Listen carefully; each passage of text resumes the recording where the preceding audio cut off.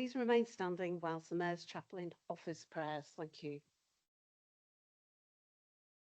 So let us pray.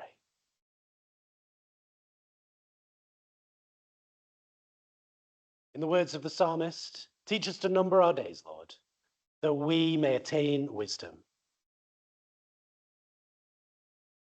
May today's meeting be guided by your good will and Holy Spirit. May all who are gathered here learn to number their days, to use this time wisely and well. May all who gather here today be led by you. May all decisions be made for the good of all. May all discussions be seasoned with salt, generous, gracious, and seeking to discern the true and just outcome.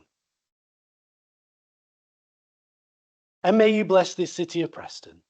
May all who live and dwell and make their home here receive your blessing. May the city prosper. And may you be at work in all ways for the building up and good of this place. We pray this in Jesus' name. Amen. Please be seated. And thank you very much, Reverend Robinson.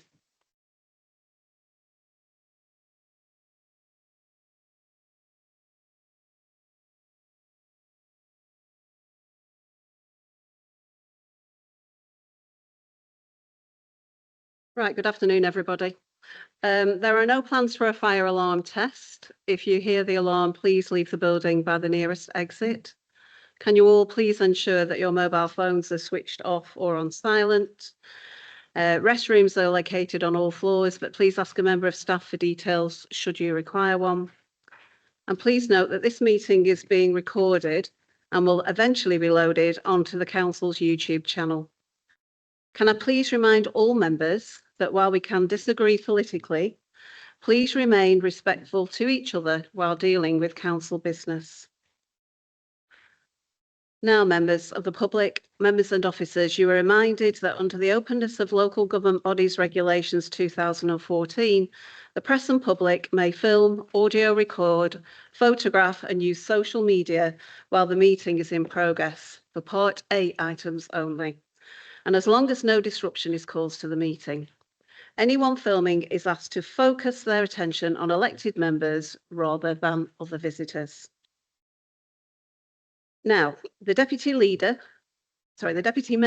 Leader and Chief Executive and other members attended the Preston Hindu Community Anniversary celebration at the Gujarat Hindu Temple on the 5th June to commemorate the 50th anniversary of the installation of Lord Krishna and the 25th anniversary of the opening of the new temple and cultural and recreational centre.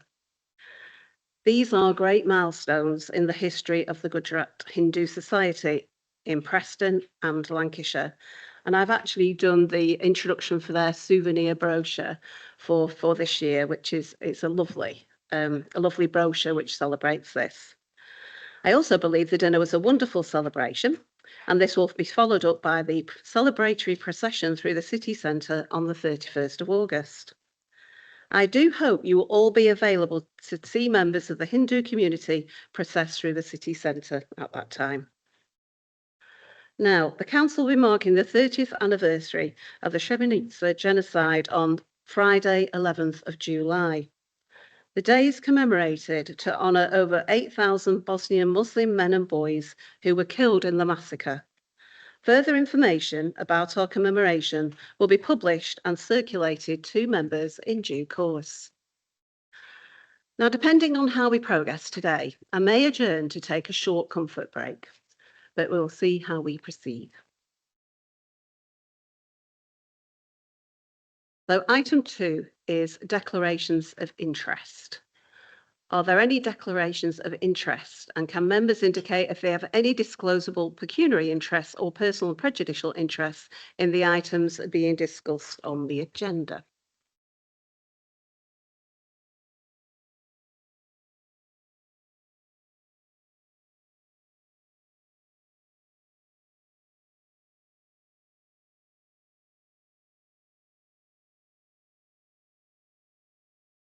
Item 3 is the minutes of the last meeting, and it's the minutes of the council meeting held on the 14th of May 2025.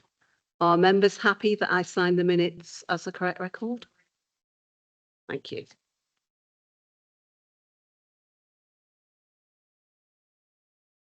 Item 4 is questions from members of the public, and we have 3 questions submitted. The first one is from Miss Avery Greatrex, who is here with us today. Can I remind you, Miss Greatrex, that once you've asked your question and it has been answered, you're entitled to ask a supplementary question as long as it relates to the original. I think, are you coming over to the microphone? Yes, if you'd like to come over there, Miss Greatrex, that'd be great. Thank you. And then you can ask your question to the leader. Thank you. Thank you very much. I don't know whether to sit or stand. As a trans resident, I'm raising this question during Pride Month in light of increasing public hostility towards trans people, including online, in politics, and in local communities. While I recognise that the Equality Act of 2010 protects trans people in law, and given the Council's equalities duties, what proactive steps are Preston City Council taking to safeguard trans people from discrimination? Thank you. Avery, thank you for your question. As an authority, we understand there are often strong individual views on all sides of this debate, but the Council is committed to supporting and protecting all individuals with protected characteristics while allowing freedom of expression.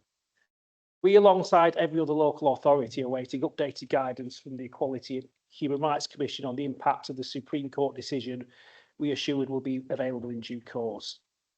As a result of this decision, we'll be required to review policies and strategies once the updated code of practice has been issued by the UK government in summer, ahead of the full draft code being laid in Parliament after the summer recess. In the meantime, as a Labour Council, we'll continue to regulate and enforce the Equality Act 2010, ensuring protection for all protected characteristics, including those of sex, gender reassignment and sexual orientation. We will continue to endeavour to find ways to make the city a place where everyone feels welcome and they can express their views in a tolerant and respectful way. Historically, you may not be aware of this, it was Labour councillor Jane Morgan who submitted a notice of motion in late 2020 on trans rights, which was adopted unanimously by Preston City Council, and it was a very positive day when every single member put their hand up for that. As a Labour-led authority as well, we immediately flew the pride flag and began to support events like Preston Pride, which we formed when we took back control in 2011, because we want to ensure Preston is an inclusive and respectful city. It must be pointed out the previous Conservative-led administration that was supported by the Liberal Democrats remained largely silent on LGBTQ rights. Since then, we have placed equality-based issues at the heart of everything we do, and we will continue to do so. Thank you. Ms. Greatrex, do you have a supplementary question? If you'd like to ask that now, please. Thank you. Many members of my community, the trans community, will hear that response, and I appreciate the thought that's gone into it. But unfortunately, this guidance from the Equality and Human Rights Commission has caused a lot of concern for the transgender community, feeling that it is actively exclusive. So a lot of members of my community will not be satisfied with those steps. And unfortunately, we have seen across the board, not just on a national level, but on a local level, discriminatory remarks. So we are concerned that following that I'm sorry to interrupt, Ms. Greatrex. Is there a question, though? I understand your concerns. Is there an actual supplementary question? I'll shorten it. Thank you. So what can we, when can we expect Preston City Council to take action outside of those national actions to protect the residents on a local level? I think what we'll continue to do, so we have differing views on this, and it's my view all views should be conducted in a respectful manner, is we'll do everything we can outside formal legislation to make sure we have a culture of tolerance and acceptance. And I go back to what I said before. We had just 3 or 4 years ago, one of our councillors who put a motion supporting trans rights. It was her motion, it went through the Labour group. Every single member of this council put a hand up for it. And then we work within communities with Lancashire LGBT and other LGBTQ+ organisations to make sure we do support equality within our community. I think the reality is that unfortunately, rightly or wrongly, that we have to be bound by national legislation. So these code of practices are not just for this issue, there are many issues, but obviously we'll be doing what we can to make sure that the trans community and everyone within our community actually has dignity and we actually have equality within Preston as much as we can do. Thank you very much. Thank you, Ms Greatorex. Now I'd like to invite Mr Talib Shamsuddin to ask his question, which is also directed at the leader. Again, Mr Shamsuddin, you're entitled to ask a supplementary question once your original question has been answered, as long as it relates to the original. Can you ask your question? Thank you. Hi, Matthew. Paragraph 1. At its extraordinary council meeting on the 22nd of November 2023, this council resolved to, quote, build on existing efforts to raise awareness of and challenge all forms of racism, including anti-Semitism, Islamophobia, and anti-Palestinian racism. Preston can be proud that it is likely the first UK local authority to recognise anti-Palestinian racism, and that the Preston parliamentary constituency, as of the 16th of June 2025, now tops the national table for signatures on the UK Parliament petition that urges, quote, the government to adopt a definition of anti-Palestinian racism, APR, that is based on the International Convention on the Elimination of All Forms of Racial Discrimination, ICERD, and to launch an inquiry into APR and its impact upon politics, the media, and disinformation and dehumanization. It continues, many view anti-Palestinian racism as a significant and growing problem in the UK, manifesting at all levels of society and in multiple spheres.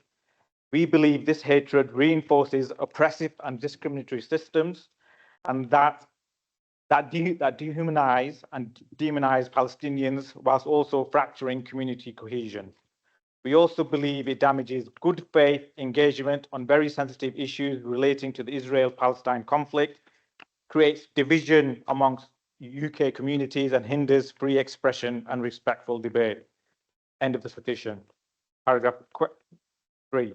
Preston has a growing number of students and residents of Palestinian heritage, and they, alongside a very large number of supporters of Palestinian human rights, including many from the wider Muslim community, can also face intersectional discrimination, where Islamophobia and anti-Palestinian racism combine to miscast their solidarity as extremism or anti-Semitism. As Preston is leading on this issue, what practical steps has the leader of the council taken to develop the council's understanding of and to tackle anti-Palestinian racism?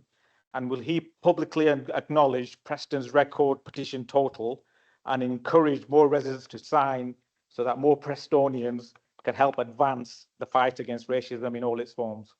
Thank you. Thank you. The leader to respond, please. Thank you very much, Tally, for the question. As leader of the council and with colleagues, I have engaged extensively with members of the community on all sides around the current debate about the international conflict. And the intention is to bring dialogue, tolerance and support for all those communities affected. Only last week, I held a meeting of the council's cabinet with community representatives on this matter. As a council, we'll continue to explore ways to recognise and tackle all forms of racism and discrimination, as well as recognising the real suffering being experienced currently. I acknowledge a significant response to the petition in Preston and commit to exploring this issue in more detail with our communities. You importantly acknowledge how we have a Palestinian community right here in Preston, and there are many Palestinian families who live in Preston currently now. We need to support them as we do with all other communities to ensure they do not suffer any form of prejudice and discrimination. So I would personally encourage residents to support any initiative that confronts racism. This will build on work we have undertaken to challenge racism through Show Racism, the Red Card, Standing Together Against Racism and the Heartstone Project. I reiterate the commitment I made at a council meeting on the 22nd of November 23, that we will build on existing efforts to raise awareness of and challenge all forms of racism, including anti-Semitism, Islamophobia and anti-Palestinian racism. This commitment is stronger than ever in 2025 and will continue to work with all communities to tackle all forms of intolerance and build a cohesive city. Finally, and I think this is an important point, are there any instances of racism towards our Palestinian community in Preston that you are aware of? Please let us know about that, and we will investigate it as an authority and work with partners, including the police potentially, to make them aware of that. Thank you for the question. Mr. Shamsuddin, do you have a supplementary? Thank you, Councillor Brown. Will you sign the petition, and will you share the fact that you signed the petition on your social media? I'm happy to do so. What I would like to do is do something for the council. What I would like to do as well is work across communities, because as part of this debate, we've engaged with all our communities, especially our faith communities. So I think this issue is something that we need to bring into a wider multi-faith context, because obviously racism of all forms is a concern to all of us. And I think the more we can get the entire community supporting all forms of opposing racism, I think it's a positive thing to do. Thank you, Mr. Shamsuddin. Now I'd like to invite Mr. Bruce Ellison to ask his question, which is directed to Councillor Afzal. Again, Mr. Ellison, you're entitled to a supplementary question once your original question has been answered, as long as it relates to the original. Thank you. Preston is suffering from a proliferation of planning applications for the change of use of family homes to children's homes, C3 to C2. The vast majority of these homes are for children outside of Lancashire. Lancashire County Council has confirmed that Lancashire has more children's homes than they need from Lancashire. Can I call upon Councillor Afzal to see if Preston City Council planning will adopt a supplementary planning guidance similar to that Hyndburn Council recently adopted? That makes applications for the change of use for children's homes to be a full planning application, where consultation with Lancashire County Council Children's Services, Lancashire Police, parish and neighbourhood councils is mandatory. This will ensure that the location of the proposed children's homes is in the correct location and can be managed by the relevant authorities. Councillor Afzal to respond, please. Thank you. Thank you for your question, Mr. Ellison. Recent years has seen the increased use of residential properties for the care of children. This has been seen nationally and not just in Preston. When a care provider wishes to use a dwelling for the care of children, they may apply to the local planning authority for planning permission, or where it is considered that planning permission is not required, an application to seek a certificate of lawfulness. During the planning application process, statutory consultation is undertaken with adjoining neighbours and consultees, and a decision whether to grant planning permission or not is made in accordance with local and national planning policies and all other material considerations. A supplementary planning guidance document cannot be used to alter a point of law. For example, whether a proposed use or development would require planning permission or not. Any supplementary planning guidance document must be linked to an adoptive development plan policy, or can be prepared alongside an emerging plan policy for use after it is adopted. The Council is not proposing to issue a supplementary planning guidance at present, and it will continue to deal with applications on their merits where a proposal would comprise a material change of use. An application for planning permission will be required. However, the situation will be kept under review, and if at any time it is considered appropriate to issue an advice note, the advice note would need to be fit for purpose and set out the rationale behind the note, such as why the Council would be minded to treat applications for a children's care home as being materially different from the use of a dwelling house. Preston is currently in the process of working on its new local plan, and once adopted, the introduction of a supplementary planning guidance could potentially be considered and linked to emerging policy HS12 specialist housing, which would cover this use. This policy seeks to support specialist housing where it meets the criteria set out within the policy. Just to add also, all members have had the planning call-in request training, and all members are encouraged to view the published planning list, which details the applications that have been received by Preston City Council. If there is ever an application that is of public interest or deemed concerning, then the ward councillor is able to call in this request and it will be reviewed by the planning director and myself and could be called into planning committee if appropriate. Thank you. Mr. Ellison, do you have a supplementary question? If Preston City Council Planning Department go against other councils that have challenged and won against the 2003 documentation on children's homes, which is in relation to the certificate of lawfulness against, can't think of the terminology, but Hyndburn have found a reason to object, which puts certificate of lawfulness out of reach of the children's homes into a full planning application. They've done that with their plan going forward for 2040. Preston's local plan finishes 2026. Is there any reason why Preston cannot bring forward a supplementary planning guidance in relation to the next local plan? Thank you. Well, just to add, the local plan is in draft at the moment, which we are working alongside Chorley and South Ribble. We would work on our Preston City demographic, so I can't comment on Hyndburn or other councils.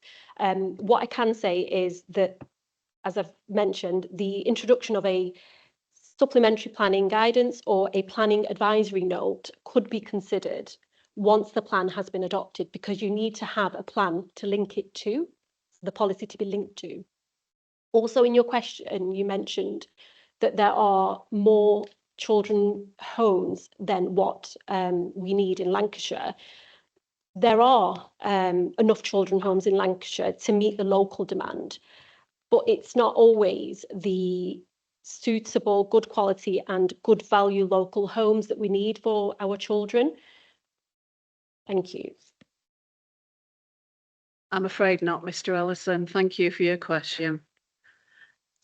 So emailed responses to the questions asked today will be sent out in due course, and that now concludes the questions from the members of the public today. So can I thank you all for coming and utilising this facility, and you're already being escorted out, so to speak. Gosh, the officer was quick. Thank you very much. Now we will take item 5, which is questions to cabinet members, chairs of committees and representatives of outside bodies. Members are entitled to ask a question of any cabinet member or chair of a committee within their portfolio or terms of reference, and only one supplementary question may be asked, provided it is relevant to the original question. We haven't received any written notifications for questions for members appointed to serve on outside bodies.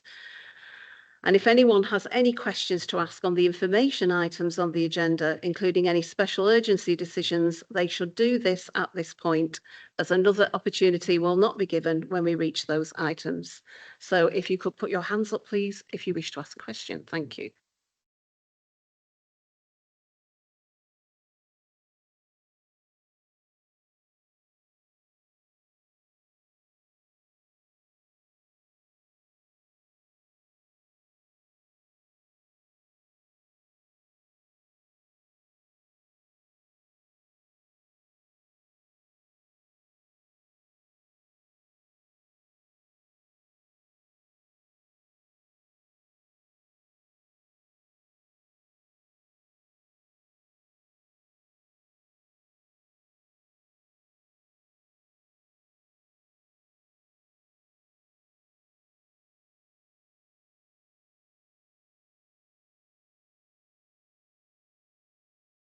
We've got all of you, but we'll just do a double check at the end when we get to the end of the list. So Councillor Darby first, please. Thank you.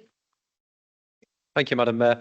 I just want to build on the question that was earlier from the public from Ms Greatrix. I was really pleased to hear how positive you were towards trans rights and the attitude of this council towards trans people. In fact, people from throughout the LGBT plus community here in Preston. You'll probably know that we have the largest LGBT plus community in Preston of all of Lancashire. So the support that we can get from this chamber is really good, and from the whole authority. I'm not entirely sure what more you want from the Lib Dems in terms of supporting this agenda. We've done everything we can. We've been consistently at Pride more recently than the Labour Party, but like I say, really do want to support it. The one thing I do want to ask is just, would you condemn the transphobic comments made by your own deputy leader on this matter? Because it really does undermine the message that you and the authority are putting out. Thank you.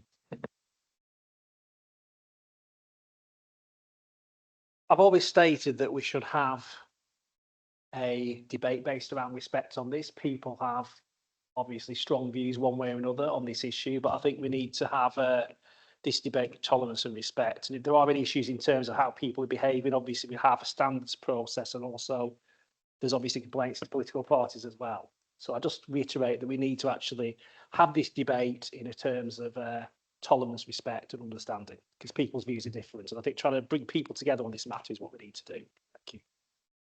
Councillor Darby, do you have a supplementary question? I agree with you. We do have to make sure that we act with tolerance and we treat each other with respect, regardless of our views. And I appreciate that there is the standards process to go through. But some of what has been said online in the past, I would consider to be inappropriate and offensive. I know that different people take different views on it. I will ask you the same question again, is whether you condemn those comments. I can't really add any more. I've just basically said that I believe that every single member should deal with these issues and other issues, the matter of tolerance, understanding, respect, and try not to hurt other communities. And if there are issues with what people say and do, then there's a process to follow that. Thank you. Thank you. Can I have Councillor Akhtar, please? You not put your hand up? Sorry, right. Sorry, my learned friend here. Who was it? Councillor Iqbal. Right, thank you. Thank you, Mrs. Mayor. A question for Councillor Wise. Councillor Wise, can you tell the council that we've received any awards in the recent past? Thank you. Madam Mayor, Councillor Iqbal, thank you very much. Yeah, I'm delighted to say that we've had 2 awards in the last week. The first, and I unfortunately haven't got the real version because Chris Hayward's got it, but I printed out a copy. So when it's in the frame, it will look something like this. And that is an award that was presented to us by the Royal Town Planning Institute, Northwest, where we were commended in the experience in planning for a successful economy for Animate. We submitted the submission along with Maple Grove Developments Limited. Obviously, I'd have preferred that we won the award, but we were against the co-op arena. However, the judges actually have written and said that they felt that ours was a strong submission. We actually put it into 2 categories, also the heritage and culture one as well. And it particularly demonstrated how the scheme was contributing towards a successful economy within Preston. They say Animate is an excellent example of local authority-led regeneration within a city centre, and the policy intervention approach to respond to a failed project is impressive. Preston City Council recognised and identified need for the city and essentially the gap in the market to accommodate for residents of the city as well as students who are a key part of the city centre's core use and economic growth. The scheme is they continue to say the scheme is a clear attraction to the city centre and one which relates and has clear connectivity with the neighbouring indoor market. The judges made a site visit, which allowed them to fully see the delivery of Animate and the type of units and the tenants which are active and emerging. The judges were impressed by the high-profile names attracted as occupiers of these units, which enables further economic gain and expenditure across the centre. Overall, the judges recognise that Animate and other planned regeneration will transform the success of the city centre, generating sustained economic growth, delivering of social value and environmental benefits. So the accommodation was awarded on that basis. And then on Monday, last Monday, the leader and I were presented with an award, which is really nice. Got it here. This one. Which is from the construction, the National Skills Academy of Construction. It's the Construction Industry Training Board. So they came to Preston to present us with this and a certificate, apparently. Not that I've seen that. In recognition of the council renewing its memorandum of understanding with the CITB to use the National Skills Academy for Construction benchmarks, targets and guidance. They set out benchmark targets for various development uses and scales measured by gross development value and are used to inform targets in employment skills statements and action plans for construction developments that meet certain criteria in Preston in accordance with the employment skills, Preston Addendum and related core strategy policies. So, and I was told by the person that presented this to us that actually we're the only council in the north that have won this. So that was obviously a real pleasure. So I think it just shows we're doing some really good work as a council, having won 2 awards in the last week. Thank you. Have you got a supplementary, Councillor Iqbal? Thank you, Mr. Mayor. With your permission, I'd like to make a comment, Councillor Wise. Going back a few years, our planning department ended up in special measures, and I think an all-party group made some changes. And since then, the performance of planning team has been outstanding, and it shows especially the awards we win as well as the appeals decisions that are coming out really lately. So I'd like to add my appreciation and congratulations to the team. Thank you. Right, well, I'll actually pass that on to Councillor Afzal and also to you as obviously the chair of the planning committee. But yeah, I mean, and I can say that we will be entering, I've forgotten what award it is in November that comes up, and the Lancashire one, property award, I think it is, and the co-op won't be able to enter that one because they're not Lancashire. So you never know, we actually might win the award. So yeah, thank you. Thank you. And it's such a lovely award, that, Councillor Wise. I think you put it on display somewhere. Yeah, I think it needs to be out where everybody can see it. Thank you. Councillor Thompson, please. Thank you, Madam Mayor. Yes, I wasn't going to ask this question, but we've had some reversal on the thinking about the tithe-bound pub, haven't we? A welcome decision, I have to say. But one of the fathers of this town, Richard Arkwright, who was very instrumental in the development of the Industrial Revolution, we have a portrait that we share with the National Portrait Gallery. And but we also have his house here in Preston. And I'm very concerned at the moment. I think this to Councillor Afzal can answer this question. Sorry, I'm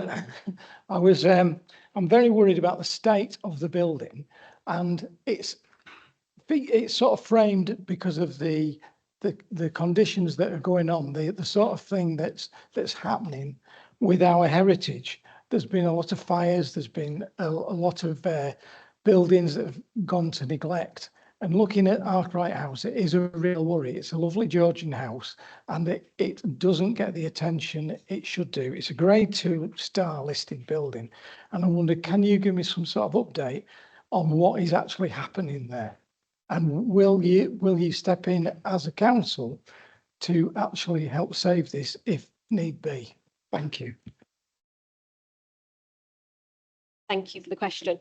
I can confirm Arkwright House is actually on our council's list for the task force for priority. I'm going to bring in Councillor Wise because she's actually been working on this with the task force. So I'll let you take over. Yeah, thank you.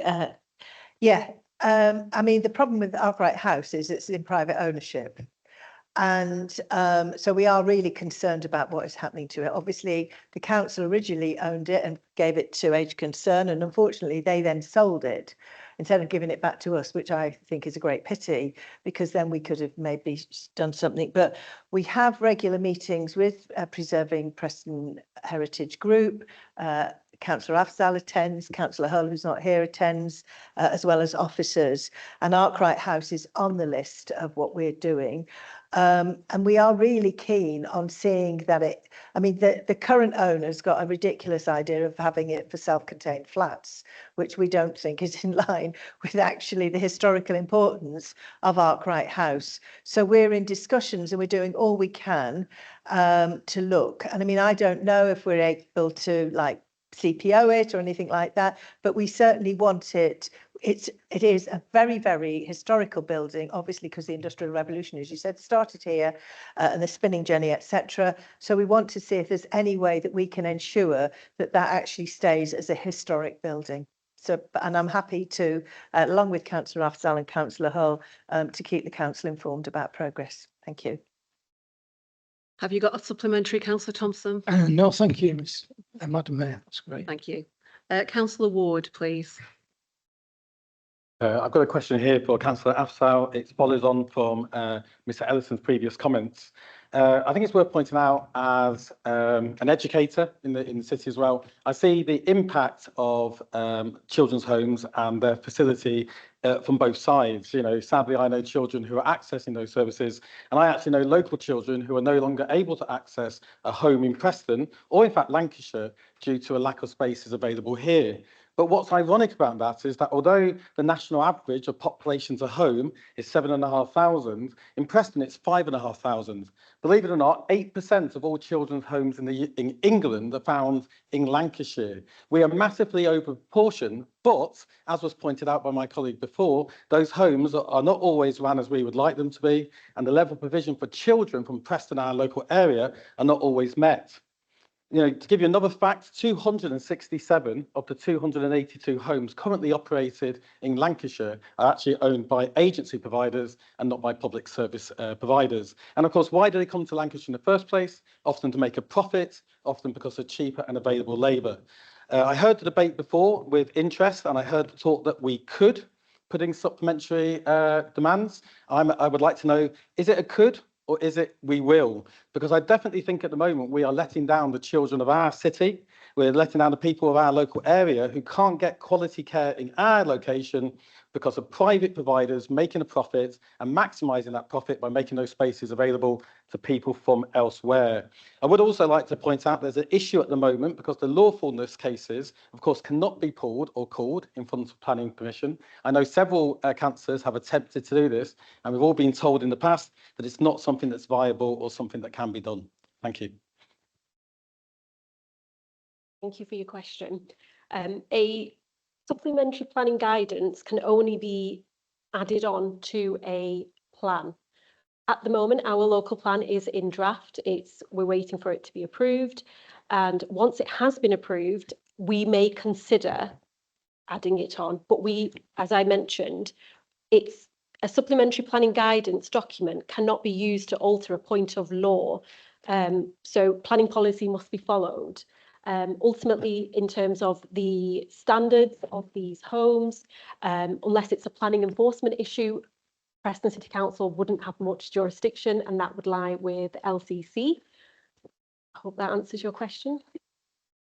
Councillor Ward, do you have a short supplementary question, I do, yeah. please? I would just say that obviously I appreciate that, and I recognise that in several of these cases it is planning issues which are concern. The roads they choose, the properties they choose, the traffic outside is an issue, and therefore I would highly encourage the department when they are doing the plan and they're considering it, I would definitely make it a very high priority, and I hope I get your support. Thank you. Councillor Henshaw, please. Yeah, thank you, Madam Mayor. I would actually really like to ask two questions, but I know I'm not allowed to. So my aspirational question that I've been planning for a month, I shall have to postpone because I've got a more pressing question, which when I was on the cabinet, and I can't remember if it was a cabinet meeting or a budget working group meeting, we discussed fly tipping and increased enforcement and ways of tackling it. So my question, I don't know if it's either to Freddie or it's to Martin because it's resources. Where are we up to? Because it's still a blight on our lovely city. Councillor Bailey hasn't answered my email, 2 emails about it. So hence I'm having to ask it in full council. So thank you. That's my question. Where are we up to? Thank you, Madam Mayor. So yeah, I think at the last budget, well, the Budget Council obviously increased the budget for fly tipping. And because we wanted to get that up and running as soon as possible to try and reduce the number of fly tipping and just the rubbish around the city, we've actually recruited the agency staff to now start that work. So there's actually agency staff going around using the current budget that we obviously increased to go around the areas of high need where there's a lot of fly tipping. So that's obviously going around right now. And obviously, while we're waiting for the sort of the recruit permanently, that's why we've got the agency workers on. So in theory, we should hopefully start seeing an impact of that now. And then once we've obviously got that sort of brand new team set up for Preston City Council staff, then hopefully we'll see even further an impact. So that money we put aside for the budget is actually sort of being seen and delivering right now. But hopefully, as we start to recruit the permanent Preston City Council staff members, then we'll see the sort of full impact of the increase in the budget for that. Thank you. Do you have a supplementary, Councillor Henshaw? Probably. Are we doing it? Have we increased education on recycling and refuse collection? Are we increasing education? Are we increasing enforcement? Thanks. So in terms of enforcement, we've done like little bits here and there. So one of the schemes we came up with, we worked with the police. And we did like a stop and sort of, I won't say stop and search, but we, I think it was off New Hall Lane, Preston City Council staff members and the police. We did random stops of vans in areas of high fly tipping to see, right, what they've actually got in the back of the vans to see, you know, to try and reduce that fly tipping, obviously have that enforcement. So we're trying to be more proactive in that. Obviously, regarding fly tipping, sometimes in certain areas, the more we clean away, sometimes the more then people fly tip. So we've got to find that balance. So we also want to have that enforcement. We're also looking at ways of how we can prosecute people. Sometimes it's becoming quite difficult because we're obviously just looking for evidence of what they fly tipped and then try to track that back to the source. And we want to work on trying to prosecute certain people and obviously the culprits that are fly tipping. So then we, in a way, we can, I was about to make an example of them, but sort of show we actually are being as productive and proactive as possible. And then regarding the actual education in terms of recycling, obviously we've got money from the government, I think which will come to a full council, and that's part of the extended producer responsibility from government. So for companies that produce things like, I think like Coca-Cola and things, you know, they produce the actual plastics, it's not their responsibility to then, you know, get rid of those plastic waste. The government put a small tax on that, and then that money is going to be distributed to the councils to then improve enforcement and improve education. So once we get that money, which is quite significant, we're going to use that to try and educate people, younger people, areas of high, sort of low recycling rates, to try and increase our recycling rates across Preston. So hopefully that covers a number of the supplementary question. Councillor Nather, please. Have you not got one? That was Councillor Vora. Right, we'll get that back row right yet. Thank you, Madam Mayor. Just a question for Cabinet Member for Climate Change. Considering certain political parties don't believe in climate change and want to defund positions and work done in climate change, could the new current Cabinet Member for Climate Change clarify why climate change is important and why we should bother having a cabinet member for climate change in the first place? Thank you.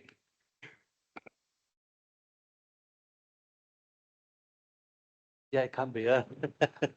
I'll promise to be quick. Yeah, thank you for that question, Councillor Vora. Yeah, I did a bit of thinking about this when you obviously brought this question to me in the first place, and I thought, look, if councils want to scrap their climate change portfolio, they can do that. That's entirely up to them. I think here at Preston, we're different. I like to think that we do.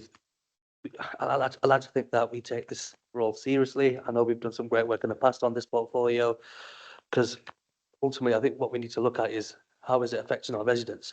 And we can see that by the rising energy bills. We can see that by the flooding, but the air quality that we breathe, etc. So I think for me is coming into this role is how serious can we take this role, I think, and it's what can we do to keep talking about climate change. And like Councillor Potter just mentioned, I could talk about it for 2-3 hours, but it's something that is affecting us. We might not be able to see it, depending on which way you're looking at climate change, but it is affecting us ultimately. And I think over the next year, I'll be working with officers, I'll be working with colleagues across this chamber to keep that momentum going and to keep delivering for our city. And I think that's what's important. Have you got a supplementary question? Thank you, Councillor Vora. Councillor Close, please. Thank you, Madam Mayor. Myself and I know lots of other colleagues have been contacted by disabled residents about the proposed changes to disability benefits, which could see them lose a substantial amount of money. Could the leader outline his and the ruling Labour group's position on this matter, please? Thank you very much, Councillor Close. And obviously you've been a huge advocate for disabled communities for many a decade now, and we appreciate the work you've done outside the council as well as within it. Obviously, as a Labour-led authority, we do welcome some aspects of the bill that help disabled people back into work. But we are seriously concerned about the proposed changes to disability benefits, most notably freezing the health element of universal credit and changing the PIP point system. The DWP estimates 250 disabled people could be worse off. Respected disability charities state the number could be even higher. And within Preston, we have 11,000 disabled residents who claim PIP. We therefore put a statement out. It was signed by all 28 of our members. So this isn't just my views, it's the entirety of our Labour group. Just asking the government to rethink the proposal so no disabled person in this community and across Britain will be made worse off. We obviously know there's a reasoned amendment in Parliament next week, and which will ask the government to look at the proposals again. We think they should do this. But before that does take place, we'll continue to make representations around our collective position. Thank you very much. Councillor Close, do you have a supplementary? Yes, please.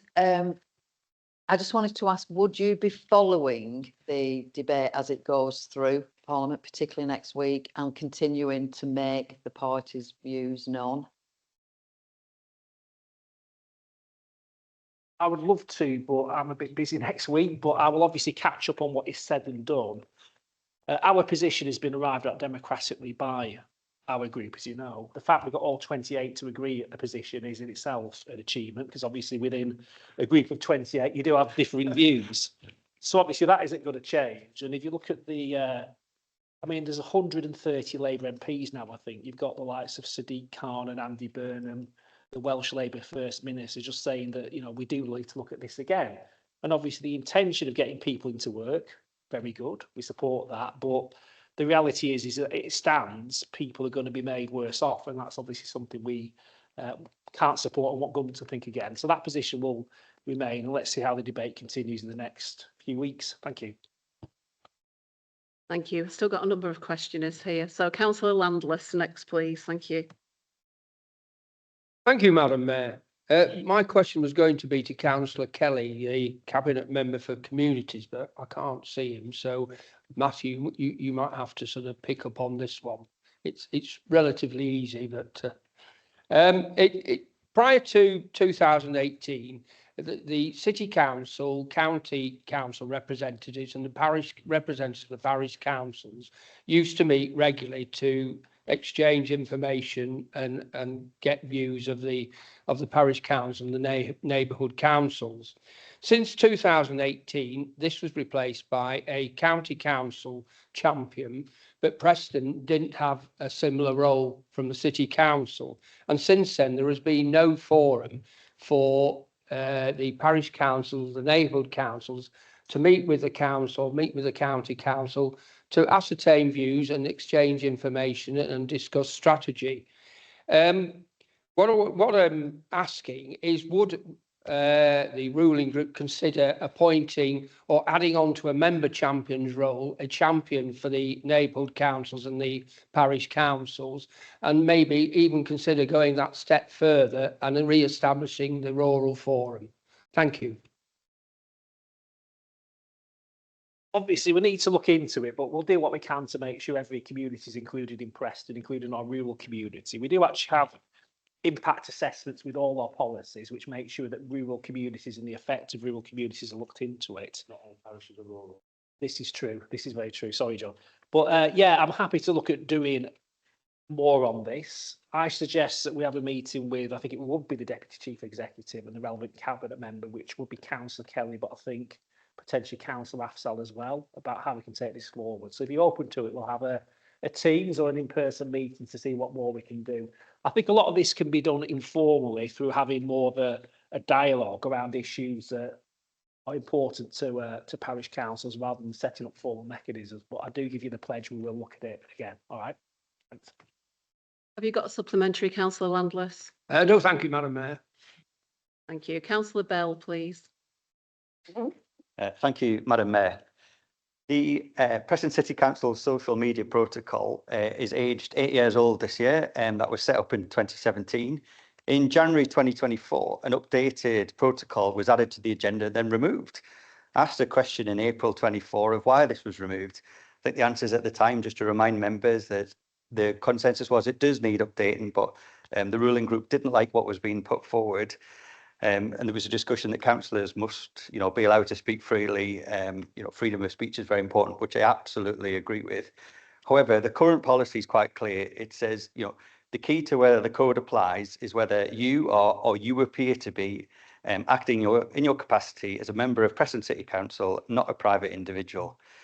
So I did some late night reading the other day, and I was looking at the standards reports from the last 4 years, and the trend is we're getting quite a lot of complaints from members of the public on our conduct as members.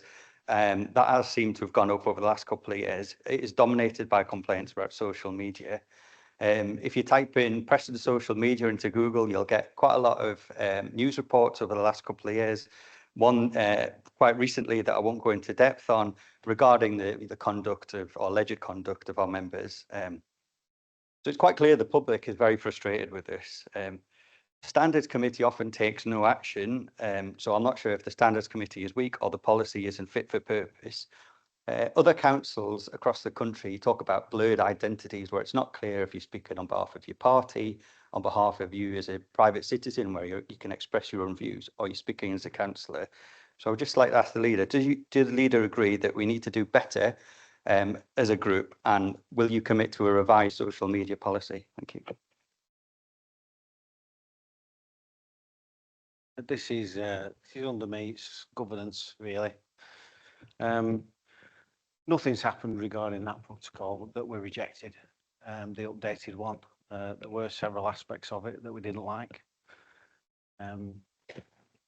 Everybody will have their own opinion about how effective the code of conduct is.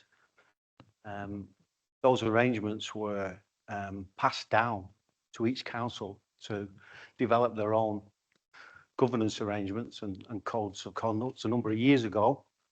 There is, a standard that you can kind of adopt, which I think we have.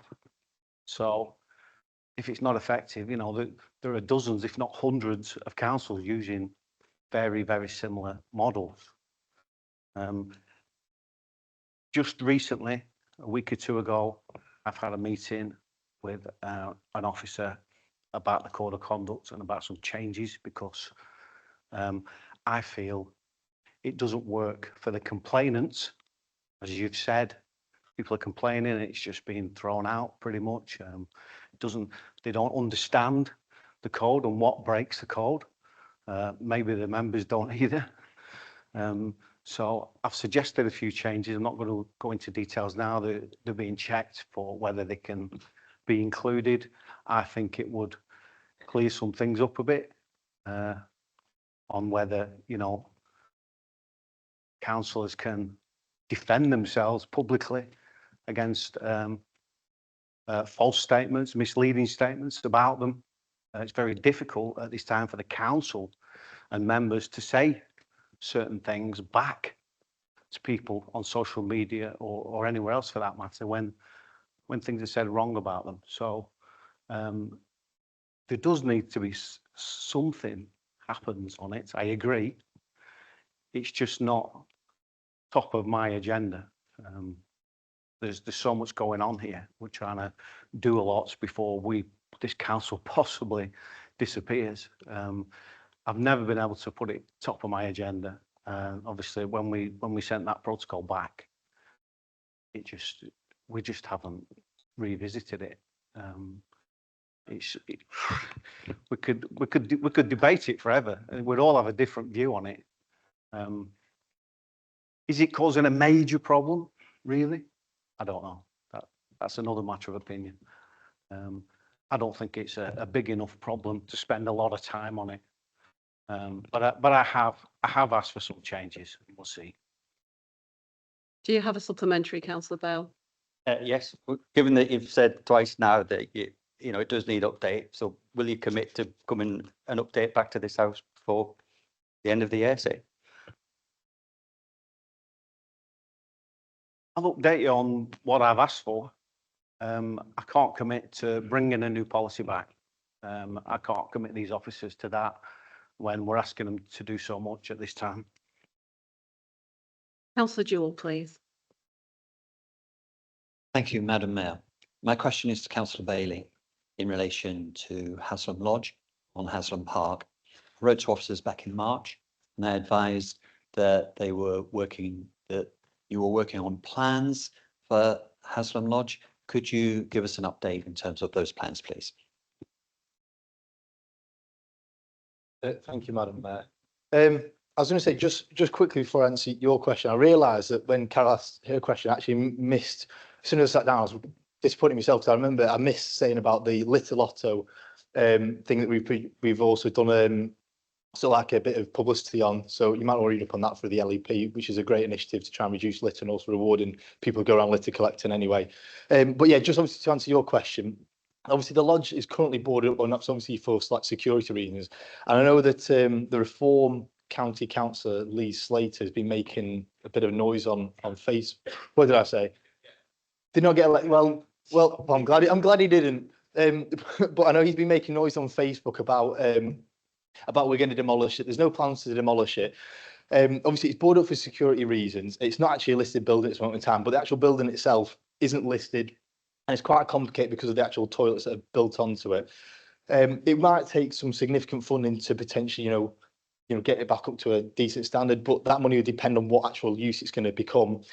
We've actually had discussions literally the past week or so with the charity who are interested in potentially looking at running it, occupying it. So we need to see what their plans are, and that will then have discussions with the property team.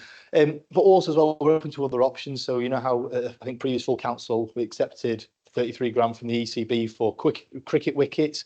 Again, could that be explored if you have new cricket wickets on Haslam Park, potentially for something along those lines? We're open to options, but it's on our radar. Obviously, we wanted to come back into some kind of use. So yeah, that's something the property team are working on. But it's that recent that the charities are interested in it, and hopefully we can develop those talks to something that's realistic and hopefully can be actually achievable as well. Thank you. Do you have a supplementary, Councillor Jewell? Yes, I do, Madam Mayor. Just to ask if there is a timeline to that. I know there's some uncertainty, but rough timeline, and for you to clarify the structural integrity of Haslam Lodge. In terms of the timeline, it's very difficult to say because it depends how feasible the charities' plans are. If they're incredibly unrealistic, then I guess it sort of puts us back into square one with that route.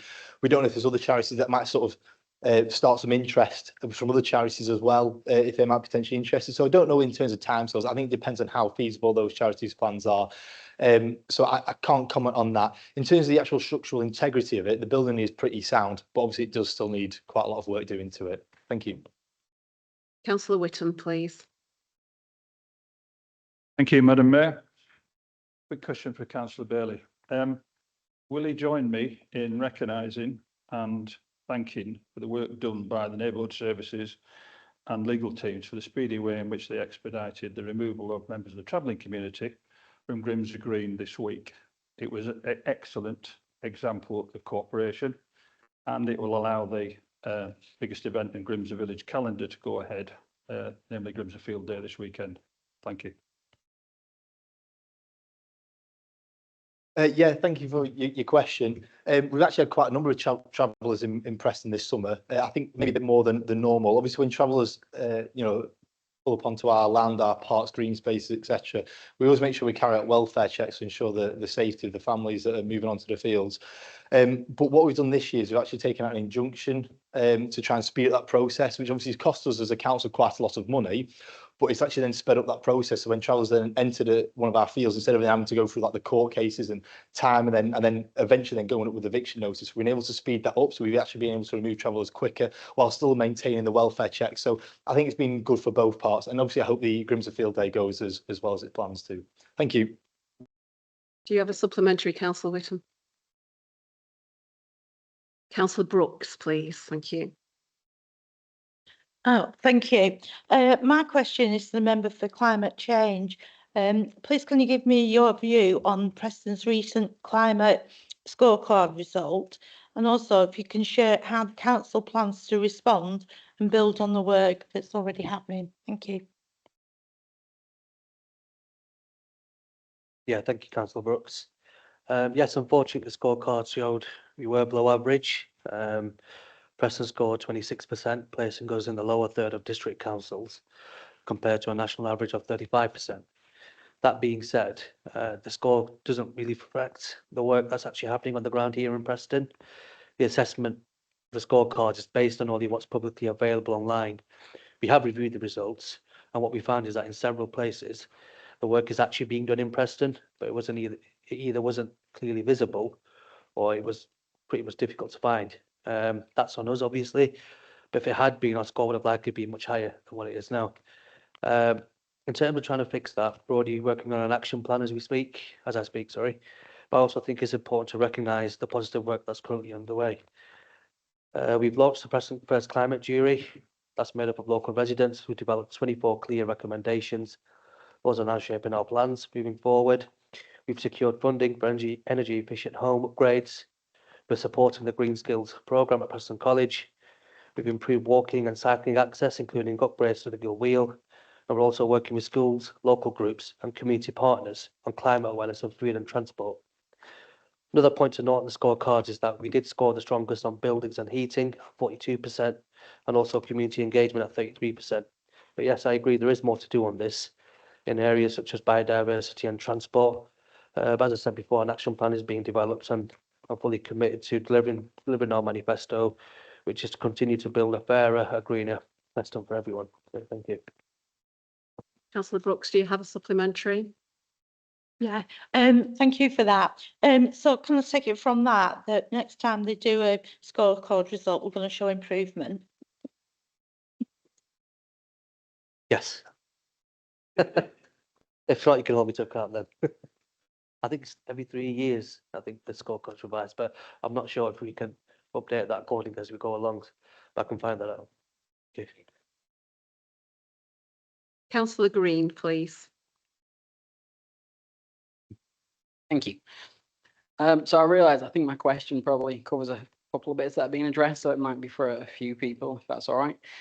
I was just curious about the old post office. Obviously, work started and then sadly it stalled. I was walking past recently and I noticed piles of beds and things in the window and whatnot. I know obviously we don't own it, but I was wondering if there's any way of us actually working with those perhaps who do, so we could maybe actually get it into use for some of the purpose, whether that's even just temporarily as sort of homeless services or anything like that. It does seem a huge sad waste, really. And also with the fly tipping part as well, I did notice walking past in front behind the railings, it's just completely filled with rubbish. I was wondering again if there's anything we can do with that, because obviously it's right behind the cenotaph as well. Just clearing the place up might look a bit better too. So thank you. I'm not sure who's that directed at, so is it you, Councillor Williams? Did he say the post office? Yes, he did. did. Yeah. Need to answer. Thank you, Councillor Rawlinson. So, yeah, it's not our building anymore. We did save money by trying to give it to a developer, and obviously that didn't work out. I believe it's still in the hands of an administrator or something like that. We do keep hearing things that it's getting closer to someone coming in and finishing the job, but then it seems to go quiet again. So we can ask the officers if there's anything we can do about the appearance of it. I don't know. It's not our building, but we can ask. Do you have a supplementary, Councillor Green? Thank you. I think that brings us to the end of questions. Sorry, Councillor Guys. You weren't on my list. So, Councillor Guys, would you like to ask a question? No, that wasn't your mistake, Madam Mayor. That was mine. I didn't put my hand up at the start, so my apologies. Something just occurred to me as I was sat here. So my question is to the leader. So I heard through the grapevine just before coming in that item 11 on the agenda has been withdrawn. That's the member champions item. We were hoping to put an amendment to it. Obviously, that won't happen now. Turned out it wouldn't be appropriate anyway because the makeup of the executive is entirely in your own hands and not something for the council to vote on. So I just thought I'd put the suggestion to you in question format. You're amending the sort of job description of the member champions. In the Hebron item, also later in the agenda, you are proposing a friendship agreement with that town. I'm going to suggest that the council turns down that opportunity, but I don't have any expectation of success in that regard.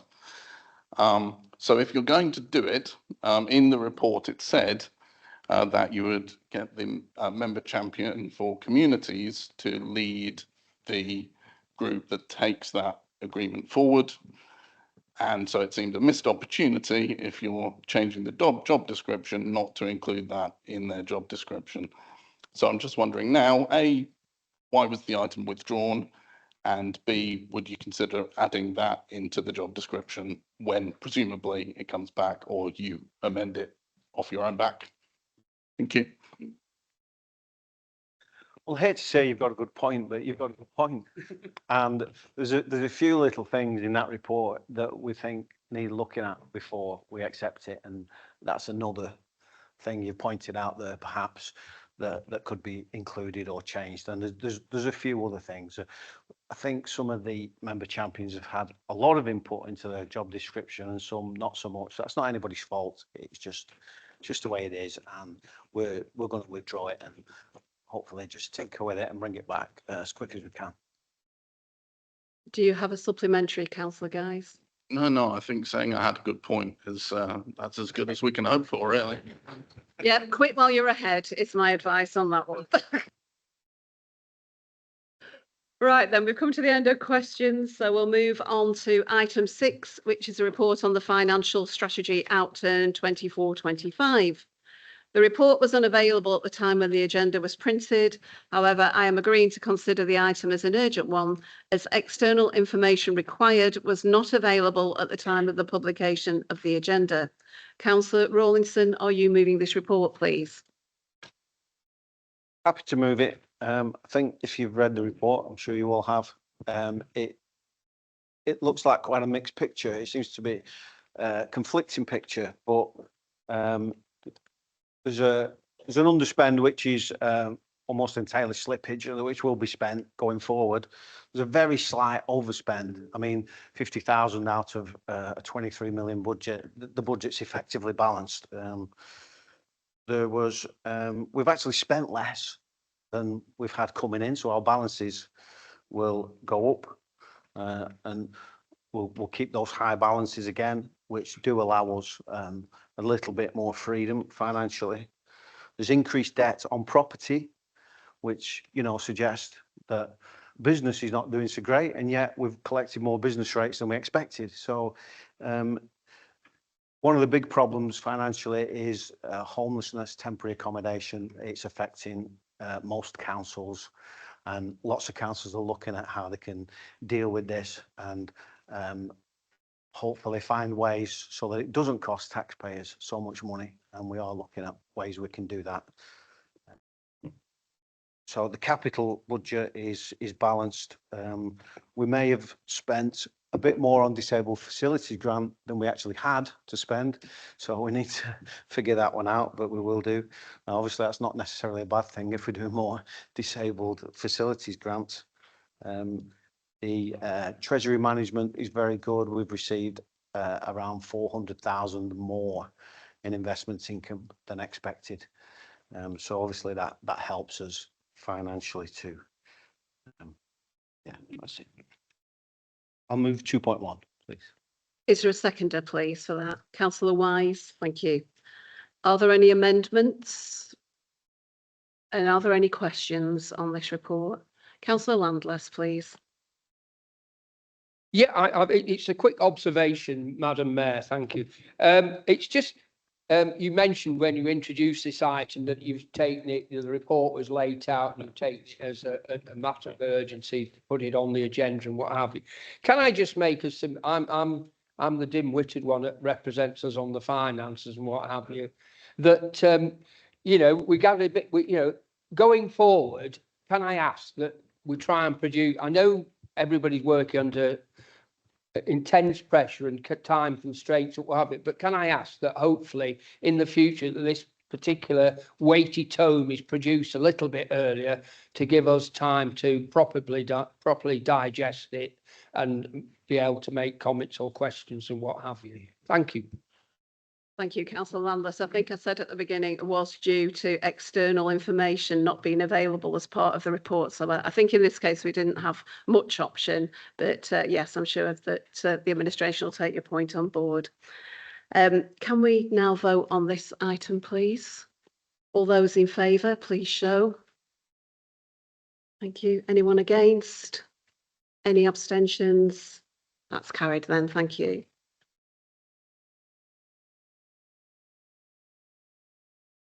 Item 7 is a report on the VCFS estate. This report was unavailable at the time the agenda was printed. However, I'm agreeing to consider this item as an urgent one, as officers have been checking legislative requirements to ensure that the policy is legal and financially compliant. And I will make a point that I do get briefed on the late reports, so it's not, the decision isn't taken ever lightly. So, Councillor Rawlinson, are you moving this report with the alterations, please? Yeah, there is some alterations, one or two of which I pointed out when I read it, and so they've all been corrected with them. So, I'm really glad we've got this now. This actually has taken a while to bring forward. It's actually an idea that came out of COVID. Coming out of COVID, we did say we wanted to support the voluntary sector more if we could, because they did so much during COVID. You know, we couldn't really have coped, helping to feed people and all sorts of things really. We wanted to make that sector more sustainable and support them if we can. Something that this council does have is quite a large property portfolio. Some of these assets are in the commercial property portfolio. They're not really commercial assets. Not technically, they have a value on paper, and councils can't just give things away. We're not allowed to. It's a value for money thing. Obviously, it has to be there for taxpayers. But you know, some of these properties are not attractive to anyone else. They're attractive to the voluntary sector. They're practical. Some of them are not in great condition. We need to look at some of these properties and the future of them even. But this is a policy document, and we need a policy in place so that we can apply the policy to some of these properties that are occupied by third sector operators, and if we can give them a better deal, that's much better for them and the service delivery. A lot of them are unique services in these properties who serve very particular sections of the community, and there's only them doing it, so they're really worth protecting going forward, and that's what we want to do. Yeah, and it needs working through, because the picture is an incredibly mixed bag. We have some charities and voluntary organisations in our properties who get grants towards their rent, some who don't pay, some who are supposed to pay and really struggle to pay.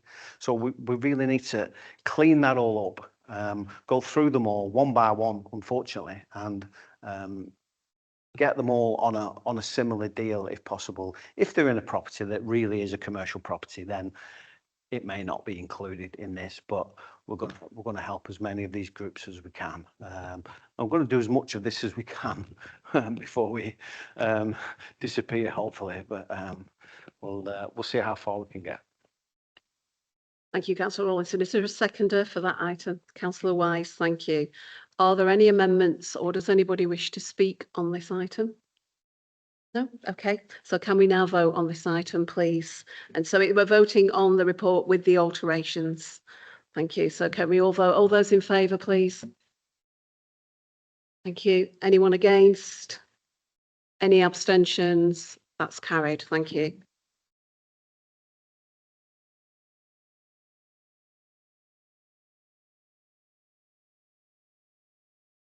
Okay, so item 8 is a report on the ICT and digital strategy. Councillor Desai, will you be moving this report, please? Yes, I will. Thank you, Madam Mayor. Good afternoon. I have pleasure in presenting the Council's ICT and digital strategy. I thank the officers in persevering with this for over the last 12, 18 months and generating this forward-looking document. In particular, I want to mention Sarah and the ICT team and Sharon Thornton, who retired just before Christmas. A lot of work was done. And Andy Hayward, who's managing it at the moment. So the 4 strands that we're looking at are as follows: digital wealth building, digital skills, digital council, digitally secure and resilient technology. This strategy looks at those that are digitally excluded and at risk of being left behind and discusses how we can do a lot more for them. It's a really thick document. I could go into a lot more detail, but I'd like to cut it short there and ask you to approve this strategy as outlined in Appendix A. And please go through it, read it, ask me any questions that you may have. If you've got any improvement opportunities, come back and talk to me and we'll see what we can do. Thank you. Thank you, Councillor Desai. Is that seconded, please? Councillor Wise. Thank you. Are there any amendments or does anybody wish to speak on this item? No. So we can move to the vote again, please. So all those in favour, please show. Thank you. Anyone against? Any abstentions? That's carried. Thank you.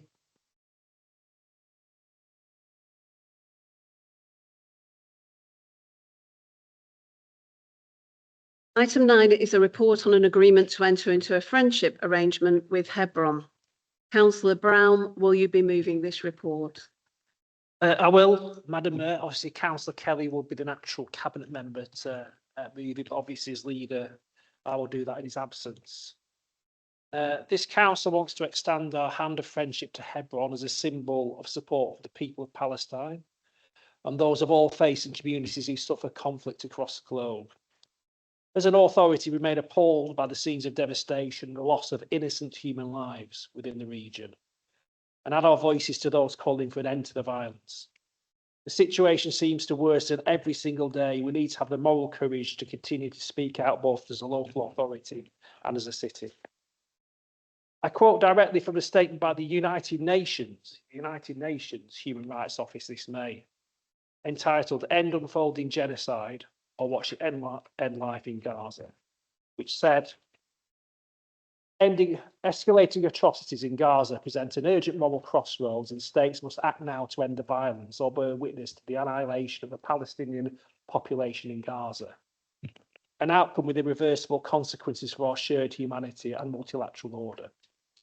The situation that's facing the people of Palestine has become intolerable. The overall death toll has risen to more than 56,000 since late 2023. Some estimates have concluded the total dead and missing and feared dead could be above 300,000. Even with the most conservative estimates, that is estimated to be 5 or 6% of the entire population of Gaza. There were hundreds of thousands of Palestinians who have been injured. Nearly 70 of those deaths have been of women and children. And since the ceasefire ended on the 18th of March 2025, aid has been severely restricted to the Palestinian people by the Israeli government, causing malnutrition and putting much of the population at risk of starvation. There's still nowhere near enough aid getting through today, and the United Nations reports as well, over 400 civilians have been killed accessing desperately needed humanitarian aid. The United Nations has called for the Israeli military to cease the end of lethal force near aid convoys and distribution sites. But more recently as well, Israel has announced plans to significantly expand the number of illegal settlements in the West Bank, again condemned by both the international community and the British government as an obstacle to a lasting peace in the region. Obviously, our friendship arrangement will be with a city within the West Bank, Palestine. In solidarity and to lend our humanitarian support, I ask all members support the recommendation to enter a friendship arrangement with the City of Hebron. This will be facilitated by the Britain and Palestinian Friendship and Twinning Network. The network is a voluntary organisation with no political ties, made up of a network of different groups with different activities, constitution, sizes, locations and members. And we'd like to thank them for their support in reaching this point. This process has taken over 18 months and came as a direct result from communities in Preston. Preston is also a city of sanctuary, offering a safe place of refuge to those fleeing war and persecution across the world, and an early adopter of the faith covenant, respecting differing beliefs and faiths, all working together for the common good.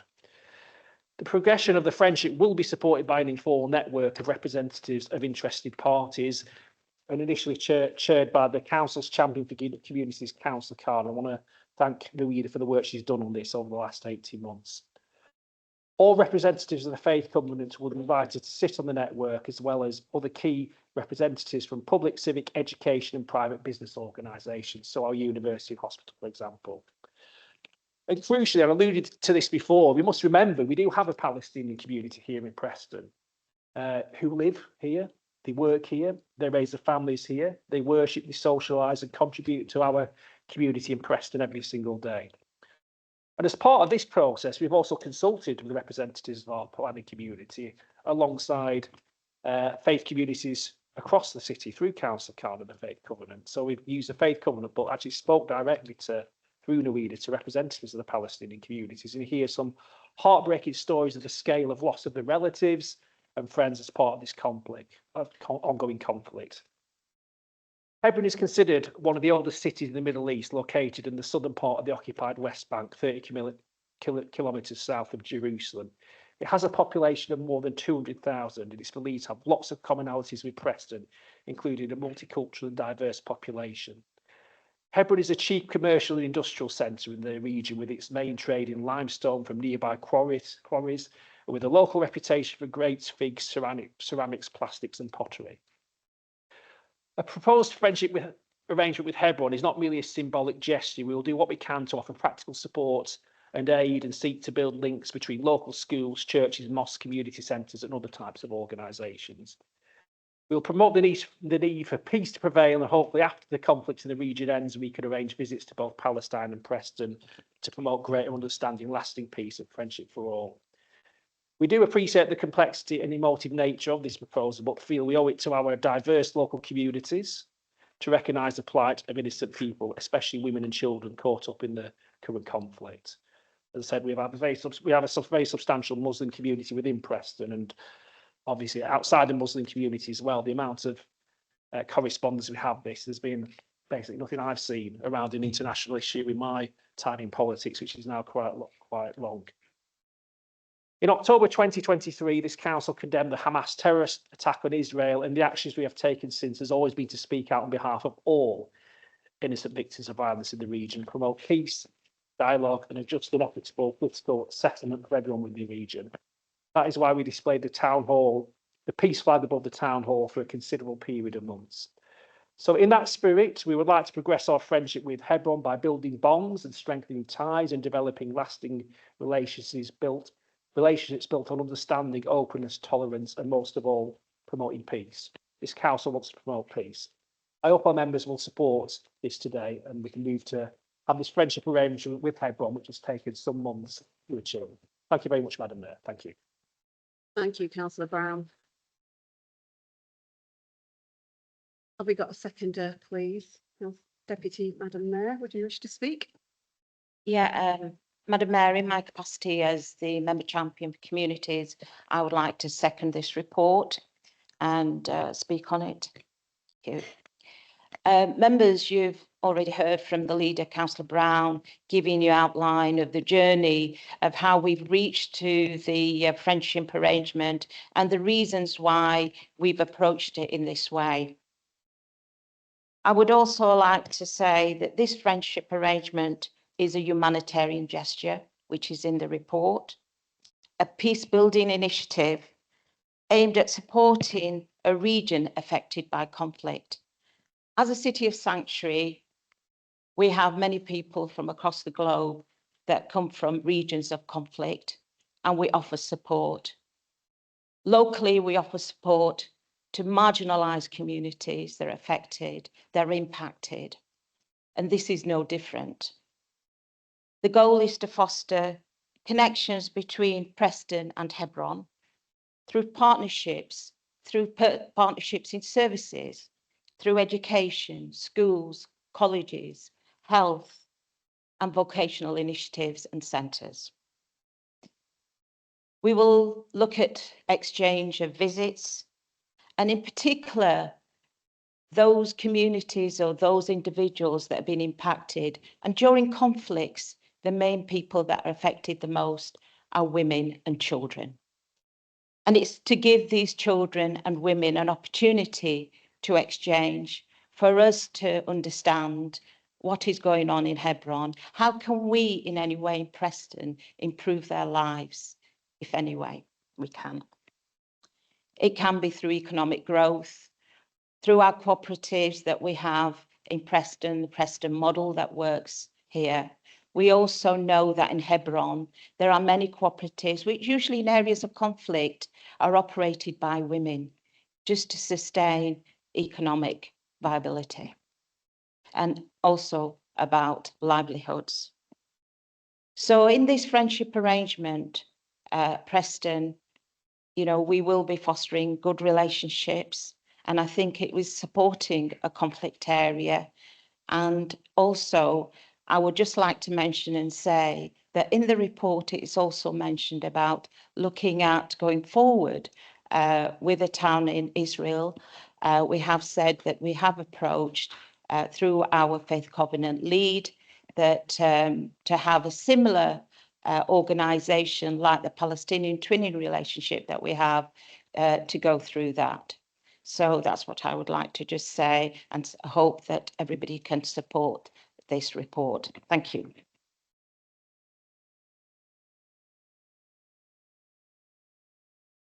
Thank you, Deputy Madam Mayor. Before I bring in speakers, and I've already got notification of a couple of speakers, I just want to check, are there any amendments at this stage? No, thank you. So can I bring in Councillor Wise then, please, now? Thank you.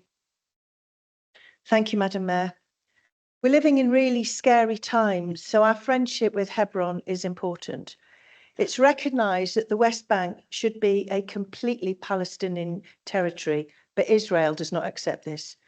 Since 1967, the territory has been under Israeli occupation, which has been regarded as illegal under the law of the international community. Israel's policies and practices in the occupied West Bank, including the construction and expansion of Israeli settlements, have amounted to de facto annexation that is illegal under international law. I don't know how many members have watched the documentary by Louis Theroux called The Settlers. Hebron is featured in it quite a lot. It's worth watching. Louis Theroux has actually said that the ongoing displacement and intimidation of Palestinians is more severe than they could capture. Since the 7th of October 2023, the number of settlements on the West Bank has accelerated. Only last month, the Israeli government approved 22 more illegal settlements. For the Palestinian people in the West Bank, life is very precarious. Hebron is featured in the documentary, and it shows how life is restricted for the Palestinian people. They are constantly having to go through military checkpoints and aren't allowed in some areas. There are roads which only Israelis are allowed to use. In the film, you see Palestinian people stopped by the army from harvesting olives they have planted on the South Hebron Hills. In the West Bank, 40% of Palestinian men have been arrested. They can be held in detention without trial. The legal system is opaque and arbitrary.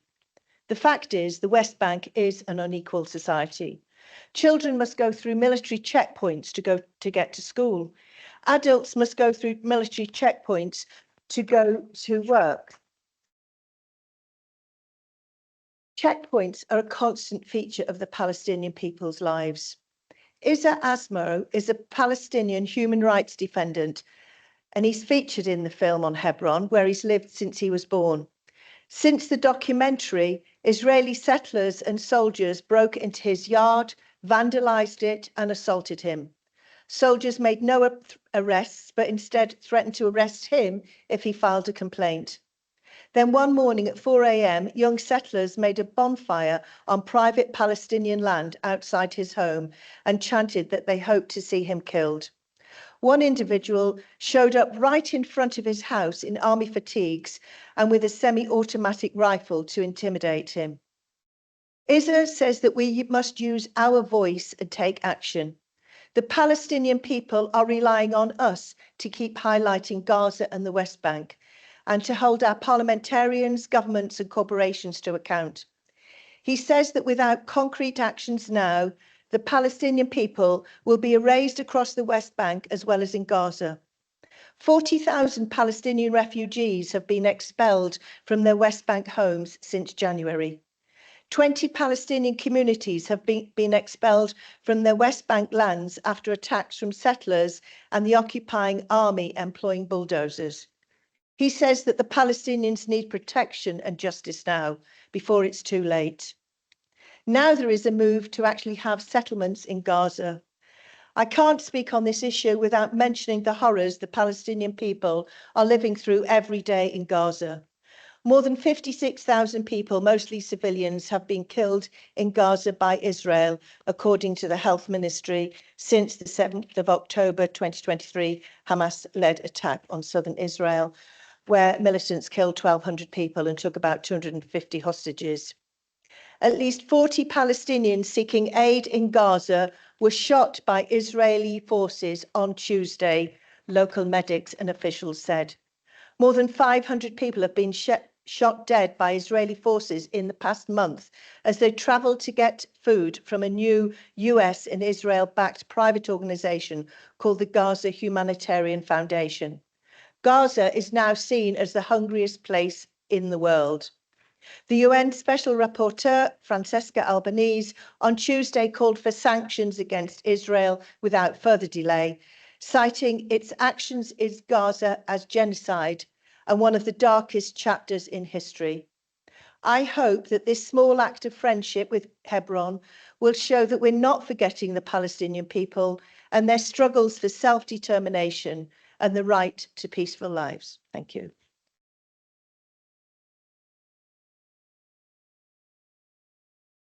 Thank you, Councillor Wise. Councillor Thompson, please. Thank you, Madam Mayor. Well, as you probably guessed, the Conservative Party won't support this particular report. It was pointed out to me when I mentioned the plight with the farmers that we should take this to Parliament. And to be quite frank, I think a lot of this could go to Parliament and to the Foreign Office. We are getting involved in a lot of sectarianism that is divisive at home and really not a good idea for community relations. I did speak to the people from Derby who came up to speak to us about their friendship agreement with Palestine, with Hebron, and on doing some research on it, I just think it's a problematic proposition. Hebron is very similar to Preston in the population size, but it's actually a divided city. 20% of Hebron is run by the Israeli Defense Force and the other by the Palestinian authorities. The multicultural aspect of it is actually driven on those boundaries. The bigger part is Muslim and the smaller part is Jewish, with some Russian Orthodox churches, because when the Iron Curtain came down, the USSR broke up, a lot of Jewish people emigrated from Russia to Israel. And the Christian churches there are actually a hangover from that particular thing, the Russian Orthodox churches. So it's not exactly a city of one, a multicultural integrated city for sure. I'm not going to get in the rights and wrongs of that. I'm not even going to talk about the Middle Eastern problem. I'm just talking about this potential agreement here. We've been through all that lot before.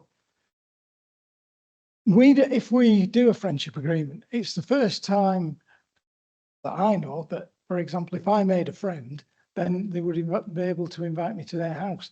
We can't do this because there's no insurance that will cover any of us going into Hebron. You can't visit it.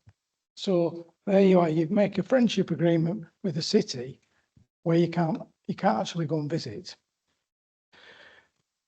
In 1980, the current mayor was actually convicted of terrorism by the Israeli authorities. A little bit problematic. I know things change, but you know, there's something going on there. So do we really need to get involved with this?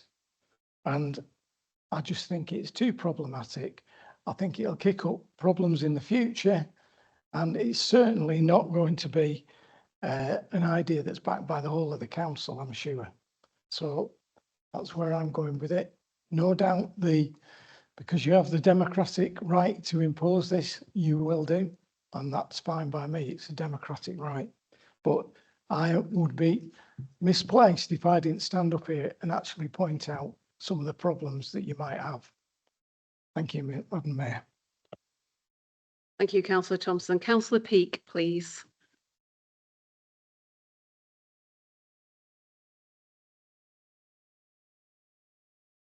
Thank you, Madam Mayor.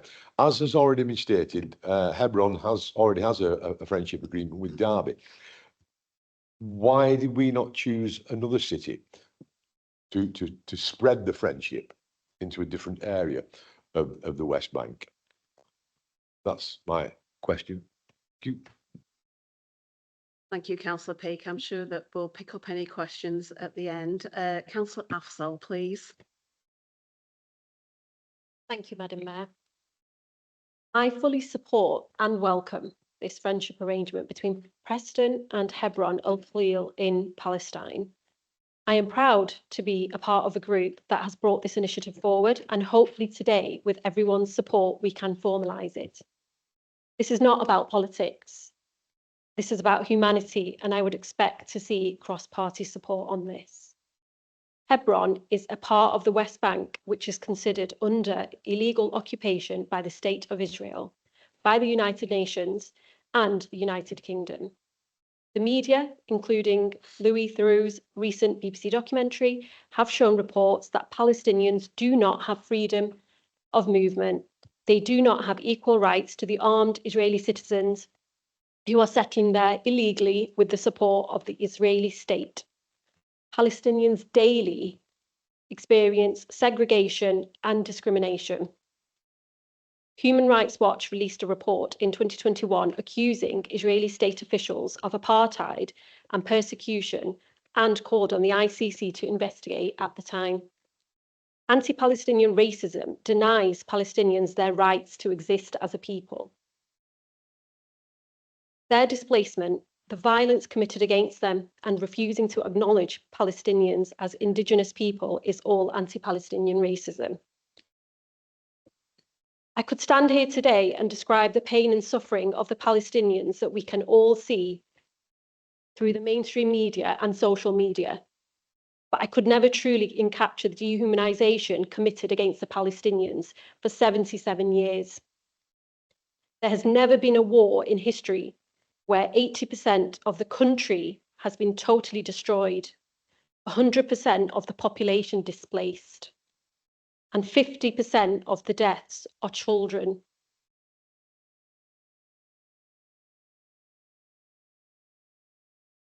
Amnesty International's investigation concluded Israel is committing a genocide against Palestinians in Gaza. For years, the Israeli state military has imposed a siege on the Gaza Strip, controlling its land, sea, and air borders, effectively cutting off the Palestinians from the rest of the world.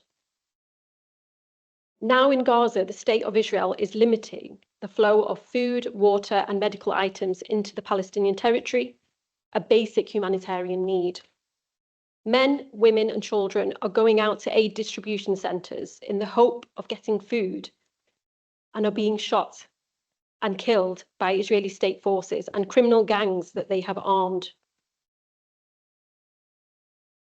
Gaza has officially run out of baby formula because of the aid blockade. Newborns are now starving and malnutrition is rife. Many churches and mosques have been targeted and destroyed. The Christian community in Palestine is disappearing fast due to insecurities and fear created by the Israeli state in Palestine.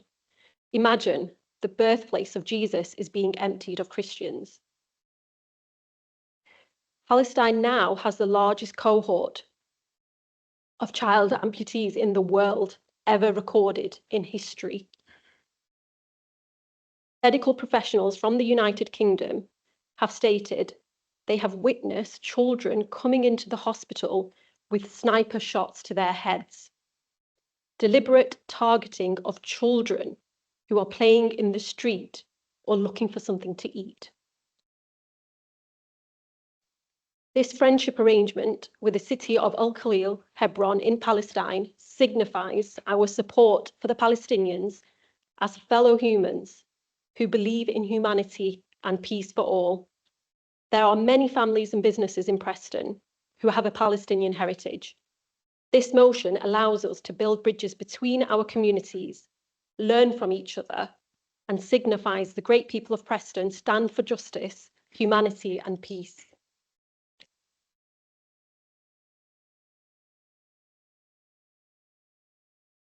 Thank you, Councillor Afzal. Councillor Sarwar, please. Yeah, thank you, Madam Mayor. Before I say my bit, I just want to thank everyone who's helped bring this friendship agreement with Hebron forward. I fully support this. I want to thank our officers, our community groups, and to all those who've supported it behind the scenes. And lastly, a special thanks to Councillor Narida Khan, our Deputy Mayor, for the commitment and for all the work she's put into this over the past 18 months. Madam Mayor, in November 2023, at an extraordinary meeting of this council, we called for a ceasefire in Gaza. I said then in this very chamber, silence is complicity, and history will judge us for our actions. Now 18 months on, as we bring forward this friendship with Hebron, I'm proud to say Preston has not stayed silent. This friendship agreement is more than symbolic. It's a message that we stand with the Palestinian people in solidarity, in humanity, and in community. What's happening in Gaza is not just a conflict. It's the mass killing of civilians, hospitals bombed, schools flattened, entire families erased. What we are witnessing is what leading human rights experts and UN officials have described as a genocide under international law. British doctors and aid workers have described working in horror conditions. One British female surgeon said, "We operated on children on blood-stained floors. No anaesthetic, just a torchlight and screams." Another doctor said, "We cleaned burns with vinegar. A child died in my arms. She had no family left." Another worker said, "Hospitals have turned into morgues. We held dying children and no one left to claim them." And every day we see the headlines. Children shot queuing for flour, mothers cradling lifeless babies, families bombed while searching for water. Access to food is being used as a weapon of war. People are starved, then gunned down at so-called aid points. Hundreds are being killed each week. What's happening is racist, it's evil, it's barbaric, and it must be condemned. It's not about faith. This is about protecting civilians, upholding international law, and speaking up for human dignity. But here in Preston, here today, we are choosing action. This friendship with Hebron is our way of saying to the moderate majority of all faiths and none, that we see you, we hear you, and that we will not look away. Some may ask why get involved. I'll tell you why we get involved. Because this isn't about politics. It's about basic humanity. When innocent people are starving, silenced, slaughtered, we can't look the other way.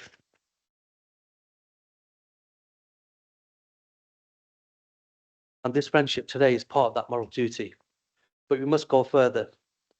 Just as we stood against Islamophobia and anti-Semitism, we must now challenge anti-Palestinian racism, both openly and officially, because it's real, it's rising, and it's silencing too many. Let me be clear to everyone here today. No to anti-Semitism, no to anti-Palestinian racism. And to our national leaders, enough with vague statements. The UK government must recognise Palestine now as a state in its own right, with freedom, security and self-determination. As Parliament and our MP Sir Mark Hendrick voted for in 2014, statehood is an equal right. We must keep raising our voices, we must keep pushing for peace, and we must stand with those who are suffering, not just in words, but in action. Because silence is not an option, and Preston has chosen to speak. Free Palestine for justice, free Palestine for peace, free Palestine for dignity. Thank you.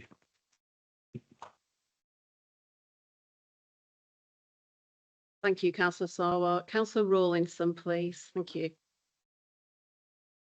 We're much better speakers than me on this subject, but when we had the motion last year, I did say that it looks like Israel are going to obliterate Gaza, and that is exactly what's happened and is still happening. There's not a lot that we can do as local councillors and, you know, even just people at Preston. There's not a lot we can do except speak right to the government, which we have, of course, pass motions, bring this friendship arrangement. All these councillors massively supported a concert recently that's raised £2,500 for medical aid for Palestine. That's the kind of thing we can do. I think if you're going to oppose this policy, this friendship arrangement, you've probably got quite sinister motives for it. We can't do a lot. Let's do what we can.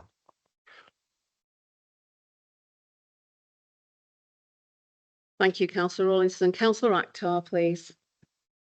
Thank you, Mr. Mayor. I wasn't going to speak, but I will do. I think this friendship arrangement is something that we should really be welcoming in this chamber and in this city. The people of Preston have a proud tradition, you know, in the work that we have done, but also I know the historic city of Hebron El Khalil, in its Arabic name, also has an incredibly powerful and proud tradition that I would just like to touch on for a moment. You know, we are perhaps some in the chamber are looking at this as a relationship based on, you know, international solidarity, which it absolutely is. But it's also a relationship built on historic links that already exist. They're very quiet, but they already exist. There are people in Palestine today, in the city of Hebron today, who have studied at the University of Central Lancashire here in Preston in Lancashire. There are people in Palestine and the West Bank, in particular in Hebron, who have you know, worked with our trade unions, the Palestinian General Federation of Trade Unions, the International Trade Union Congress, and the British Trade Union Movement have had strong and historic links of working together, including members of Royal Mail, who I know were on the same delegation as I was, to the West Bank. There are members in our communities and in the Palestinian territories and in Hebron in particular, who have you know, been part of the same global solidarity movements, whether that's the campaigns to liberate South Africa from the apartheid rule of from apartheid, or indeed the liberation movement to try and protect Palestinian people from the egregious and violent military occupation that Israel has imposed upon the Palestinian people over many decades. But I want to, you know, talk about this proposal, this friendship proposal. And I want to talk about why it should be and must be, and I hope will become a partnership of substance, not just of symbolism. Symbolism, of course, matters and is important. The principle of solidarity, the allyship, all of that matters, particularly in the current context of a genocide being committed against the Palestinian people in the Gaza Strip, as we know, but that silently is happening also in the West Bank. And I think colleagues have rightly touched upon the violations that are taking place in terms of the Israeli settlements being expanded and so forth. But I just want to touch on this, on the substance, and that has to be a partnership based and rooted in our principles of respect and solidarity and our good governance. Al Khalil, Hebron, you know, is a community that the tomb of Rachel is based there in the city, in the gates of the city, has a huge significance to all of the Abrahamic faith, the Jewish community, Christian community, and the Muslim community, of which I'm a member.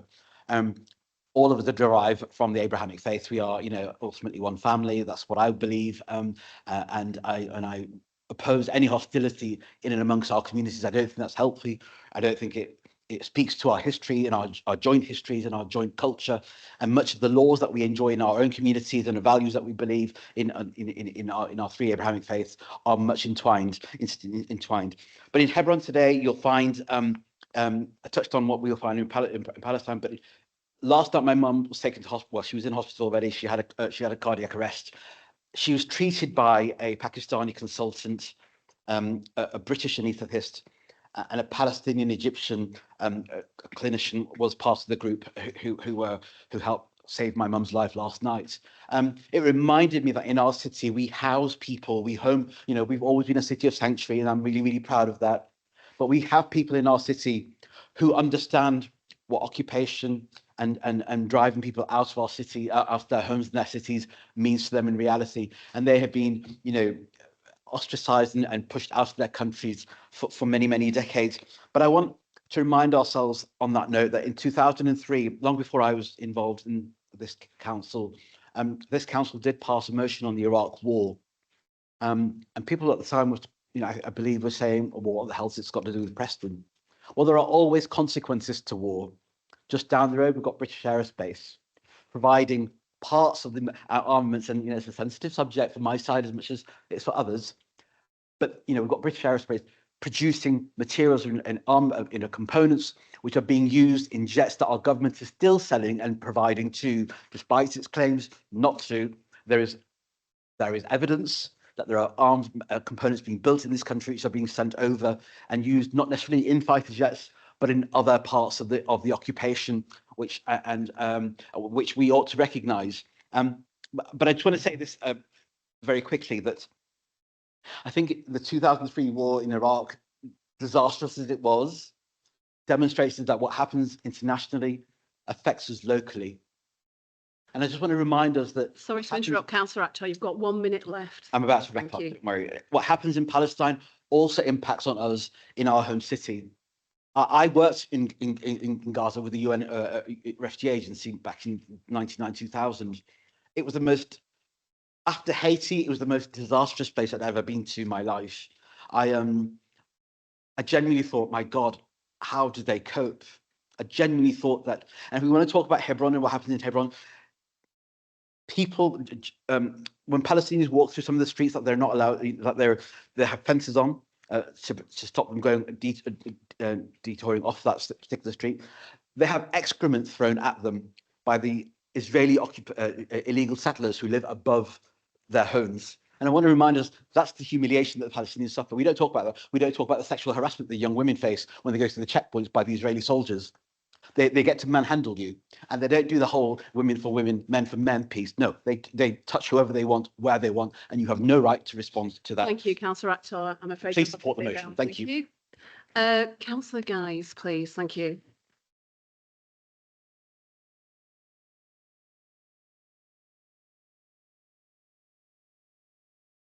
Thank you, Madam Mayor. So paragraph 3.1 of this report describes this friendship agreement as a symbol of our support for the people of Palestine, the wider Middle East, and those of all faiths and communities who are suffering through conflict across the globe. And I dispute this. If you reach out the hand of friendship to one party to a conflict without reaching out to the other, you do not get to claim that you are doing so in the name of all those who are suffering from conflict. To offer support to a Palestinian town alone, even if only the support of friendship, means that you are withholding that same support from Israelis.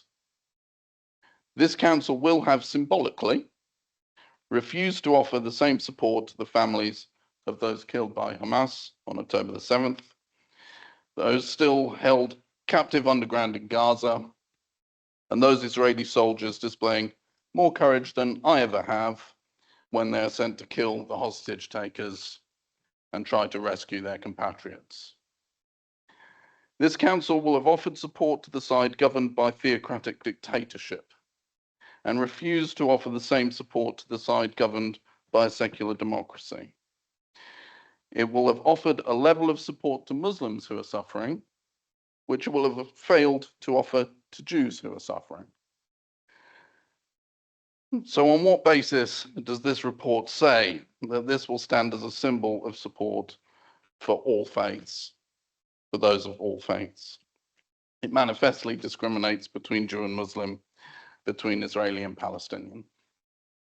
It also says at paragraph 3.11, the point of friendship is to create lasting relationships in order to avoid hate and division, and this is the spirit in which we are giving consideration to a friendship. So there's a phrase I heard from Alistair Cook, which has stuck with me. When discussing the Salem witch trials, might seem a bit off topic, but he said, the worm in the apple of neighborliness is the malice of gossip. Good things can have bad consequences, and I'm afraid this report comes across as having been written by someone who doesn't want to believe that friendship could ever be used as a weapon or could ever admit of a downside. Or possibly it was written by someone who is pretending to be that naive. But as anyone who was ever excluded by peer groups at school can tell us, the worm in the apple of friendliness is the malice of cliques. This report seeks to form a clique, the principal concern of which is not who it includes, but who it leaves out. So I want to address the claim in the report that a similar agreement with an Israeli town is still theoretically in the offing, which, as the Deputy Mayor said, Council approved the principle of this action in August 2024. It would obviously be possible in the time since then to reach out to a town on the Israeli side. It's the modern world and it wouldn't be that difficult. My understanding is that there is no British-Israeli equivalent umbrella group like the Palestinian Friendship and Twinning Network. So it is a convenient excuse to pretend that you need one, but you don't. The Deputy Mayor mentioned the Jewish representative on the Faith Covenant, and I spoke to him just yesterday. And I have to say that his opinion is that the council has, well, without wishing to put words in his mouth, his opinion seemed to be that the council had put no significant effort into finding an Israeli town for a similar agreement. I reached out to him just yesterday, and within hours, I had two plausible suggestions for candidate towns in Israel. One is Akka, or Akko, on the northern coast, and the other is Ramla, near Tel Aviv, not to be confused with Ramallah. Both are diverse places, the Jewish population being about 70%, and 30% from other groups, including Muslims, Christians, and Druze. Ramla has a population of 77,000, very similar to Almelo, one of our existing twin towns. Akka is smaller. I'm sorry to interrupt, Councillor Guys, 1 minute to go. That's your 1 minute warning. Thank you. About 50,000, but has a UNESCO World Heritage Site and an institution of higher education, the Western Galilee College. The representative advised that support would be available to us from the Jewish Representative Council, the Board of Deputies of British Jews, several rabbis and synagogues in the UK, and potentially a London livery, which I looked up and it's not somewhere you stable horses. I believe that Ramla is already twinned with 10 towns, so they've done this sort of thing before. Acre is already twinned with 9, including Recklinghausen in Germany, which is one of our own twin cities. So that's a couple of plausible candidates and avenues to explore for support obtained within a few hours. You've had 10 months and you have a large number of resourceful staff at your disposal. You didn't do it because you didn't want to. I'm sorry, Councillor Guys, you'll have to sit down. Thank you very much. Councillor Jewell. Thank you, Madam Mayor. I want to disassociate myself from the comments of my colleague there. All because my neighbour at number 42 is fallen on hard times, and I reach out a hand of friendship doesn't mean I'm not a friend with my neighbour at number 46. What has gone on in Gaza is an atrocity and is disgusting, quite frankly. What I take from what was put forward, there was equally a condemnation of the terrorist acts of Hamas against Israelis. But I don't see that there is anything wrong in extending that hand of friendship to the Palestinian people, the innocent Palestinian people. Not all Palestinians are terrorists. Reaching out in friendship to Palestine is not being anti-Semitic. It is reaching out because there is a humanitarian disaster going on. And I also implore this council to support this motion. Thank you.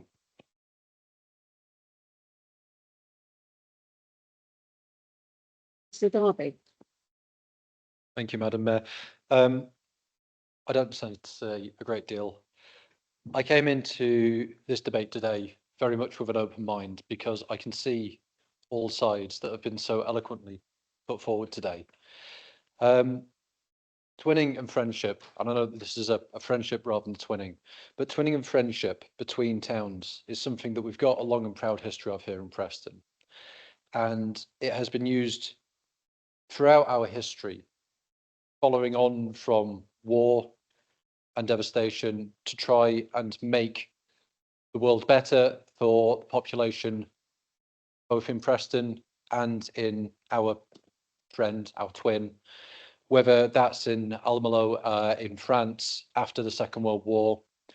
And then shortly after that, we reached out to Recklinghausen, has already been said, who, of course, German town, barely 10 years beforehand, we were at war with them. And then Kalisz in Poland, as the Cold War came towards an end, again, we reached out across the Iron Curtain in terms of friendship. And the idea behind friendship and twinning has always been to build understanding between the people of Preston and the people of those people of the town that we are making an arrangement with.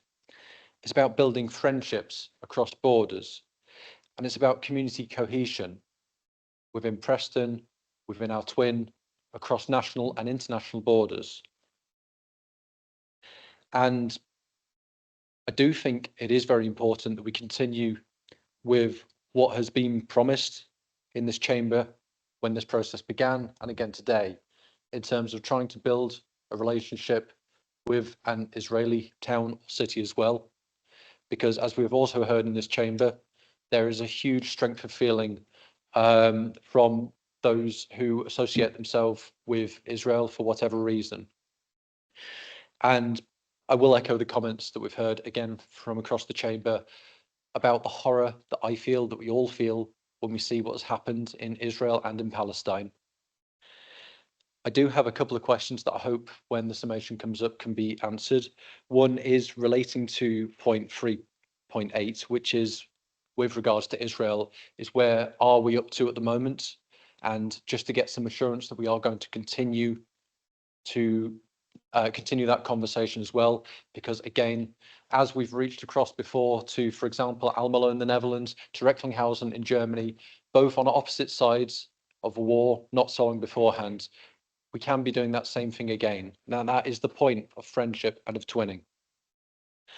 I also want to just get an understanding of how 3.8, it says, in all matters, we will follow the guidance of the Palestinian Friendship Association and so on in what we're going to do. I would like to get an understanding of how that tallies in with if we are pursuing talks with potential Israeli towns. Is that something that they are aware that we are looking at doing? Is that something that they support as well? I do want to say thank you to everyone for the input that you've had today. It's really helped sort of solidify where I stand on this. And I think it's painted us in a good light overall as an authority. So thank you.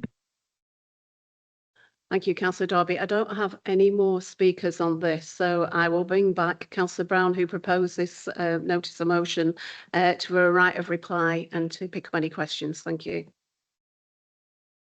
Thank you very much, Madam Mayor. Yeah, thank you for all the contributions. It's been a very impassioned debate. Obviously, we will have differences of opinion on this. Even within our own group, we've got differences of opinion, but obviously we're backing this as a group, every single member who's here today. Just to answer a few of the questions. Why choose another city? Well, there are many countries that would have two cities or towns twinned together. I think in France there's two towns that are twin with Hebron or cities. So it is a common thing. You can have two cities doing that. And we want to learn from, you know, the experiences of people who've done it before in a very sensible and practical way. That's the first thing. In terms of issues around how we do the twinning, obviously that will be done in the most sensitive manner, because I understand there are concerns around the politics within the region, but friendship and twinning arrangements generally are non-political. You can't say our arrangement with Almo is political, it's not. So we'll find a way of doing that in a sensitive matter. Then in terms of twinning with an Israeli town, again, this is something we are going to consider. What we've done through this process, which has been pretty impossible, is trying to work across all our communities to get some kind of consensus, which has been pretty impossible, as you can imagine, but we've done our best because people have really strong feelings. And the decision we've taken to move ahead today was done after consulting with the faith covenant in its entirety, of which there was obviously a Muslim representative, but there was also a Jewish representative. As you can imagine, they're not going to agree on everything, but there was that consultation and there seemed to be some kind of satisfaction that moving forward in this direction was a good thing to do.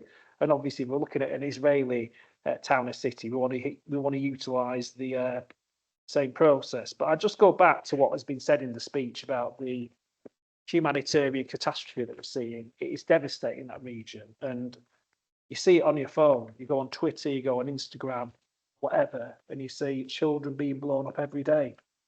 And this is a motivation behind us. The motivation is, in our own little way, reaching out to those communities, you know, talking about peace, justice, an end to violence, dialogue. That is why we're doing it. And I think really crucially, in terms of the, as Pav said and many others, we do have Palestinians within Preston now who have relatives who are going through all of this. They are members of the community. They are equal members of our community. And we need to value them alongside every other member of our community. And I go back to what I said earlier as well. In terms of the concern, emails, phone calls, meetings we've had about this, in terms of an international situation, it's been beyond anything any of us have witnessed.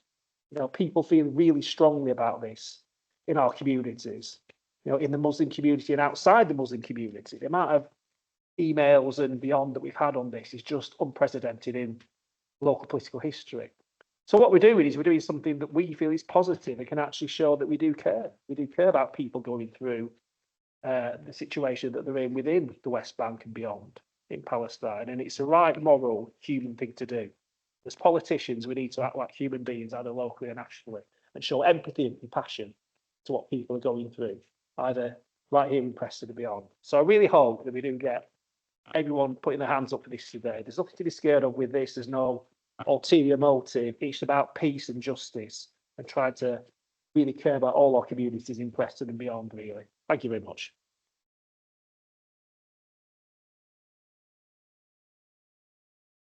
Thank you, Councillor Brown. I think we're now ready to move to the vote on this item, please. So all those in favour, please show.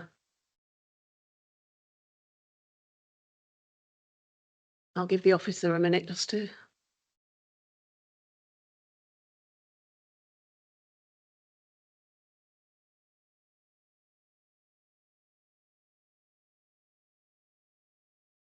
Okay, Wendy. Yep. All those against, please.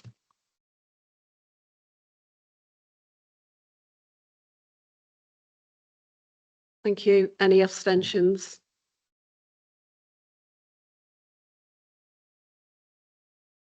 Thank you. That item's carried. Thank you very much. I'm going to keep going just for another couple of items. Then do you want a comfort break or do you want us to plough on? What, comfort break? Yep. Yeah, we'll just do the next item because then the one after that I think is withdrawn, isn't it? Yep. Okay. Councillor Saxena, I'm afraid you may have to leave for this item, please, because it's the Honorary Freeman nomination. So you can go and get a brew because we'll be having a break. We'll be coming out to join you in a minute.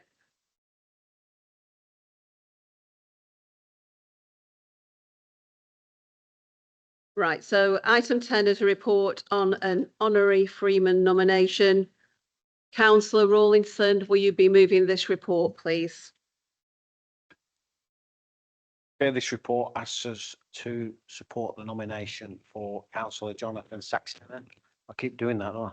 To be made a Freeman of the City of Preston. This is an absolutely exceptional honour in this city. It's not something that's given out lightly. Only 4 councillors have had this in the past. Harold Parker, Ian Hall, Joe Hood and Ken Hudson. I remember all of them, so I've been here way too long. I'm sure some of you will agree, but you know, it's been given to world-class sporting heroes and institutions too in this city that we value greatly. So we'll save the big speeches and the accolades for Jonathan for the Freeman ceremony, but 40 years as a councillor is an outstanding achievement, and I hope you can support it. Thank you, Councillor Rawlinson. Is there a seconder for that, please? Councillor Hindle, thank you very much for that. Does anybody wish to speak on this item at all? No, thank you. Right, so can we go to the vote, please? Can all those in favour please show? Thank you. I'll just say anyway, I don't think there is anyone against and I don't think there was any abstentions, so that's absolutely unanimous. Can we just, before we break, can I just check, is the next item withdrawn, item 11? That's withdrawn. So item 11 is withdrawn. So if we can have 15-minute comfort break or so, back in for past, please. Thank you.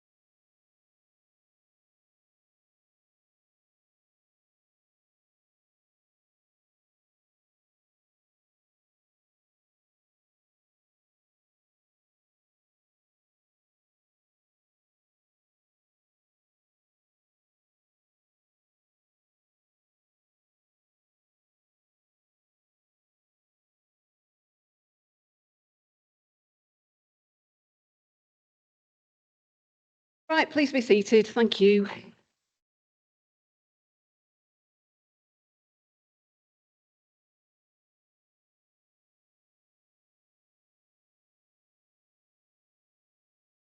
that Councillor Potter?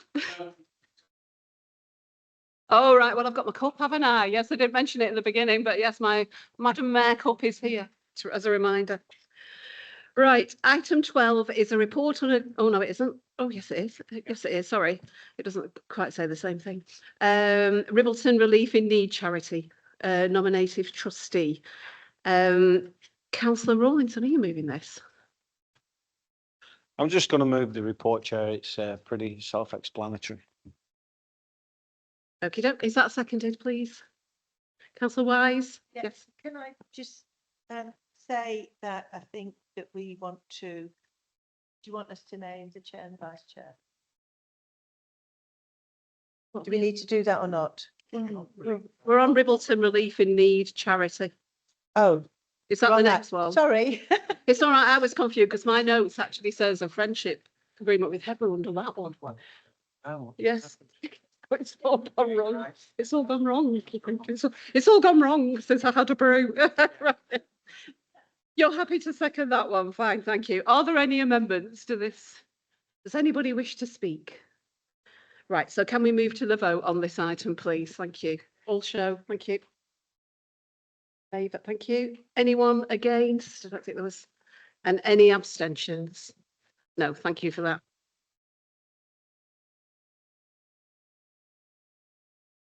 Item 13 is changes to the Guild Committee. Councillor Rawlinson, will you be moving this report, please? So I think all the other names are actually in the report, but the Labour group are adding myself and Councillor Hindle as chair and vice chair of that committee. So your chair, Councillor Rawlinson, and Councillor Hindle is vice chair. Is that right? Yep. Thank you. Is that seconded, please? Councillor Wise? Thank you. Anybody got any amendments or wish to speak on this item? You can do it now or under chair. What, shall we? Do you want to do it now? I'll Yes, do it now, thank so you. it's on the record. So our extra seat is going to Councillor George Kulbaki. Thank you. Can we now vote on this item, please? All those in favour, please show. Thank you. I think that's unanimous. Anyone against or any abstentions? Thank you. That's carried.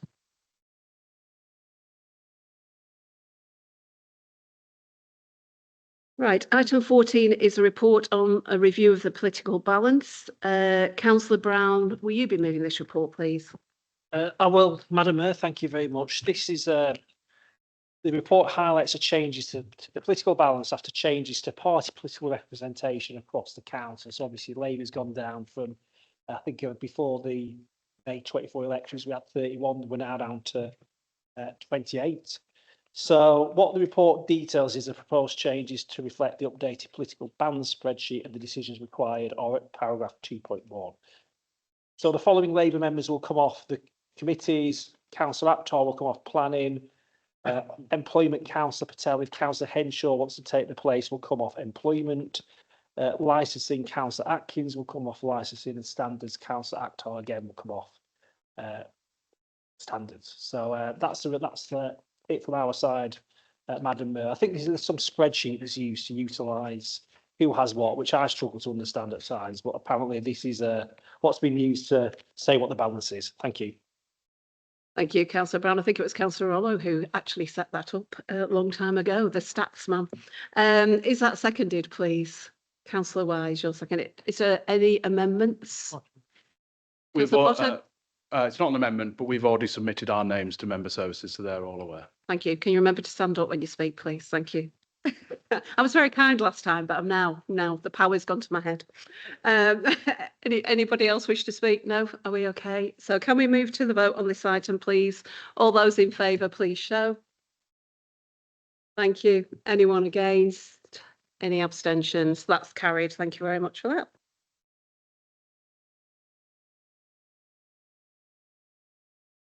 So item 15 is notification of changes to memberships of committees. So is there anything further? I think we've had everything. Oh, do you need to add something on, Councillor Potter? No.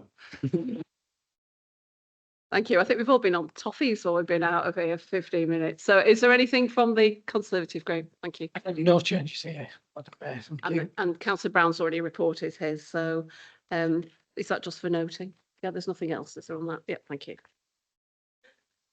Oh, sorry.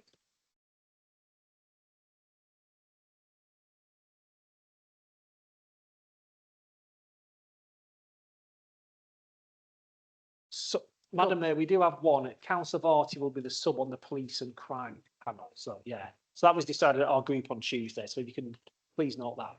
Okay, that's fine. So we're voting on it, are we here?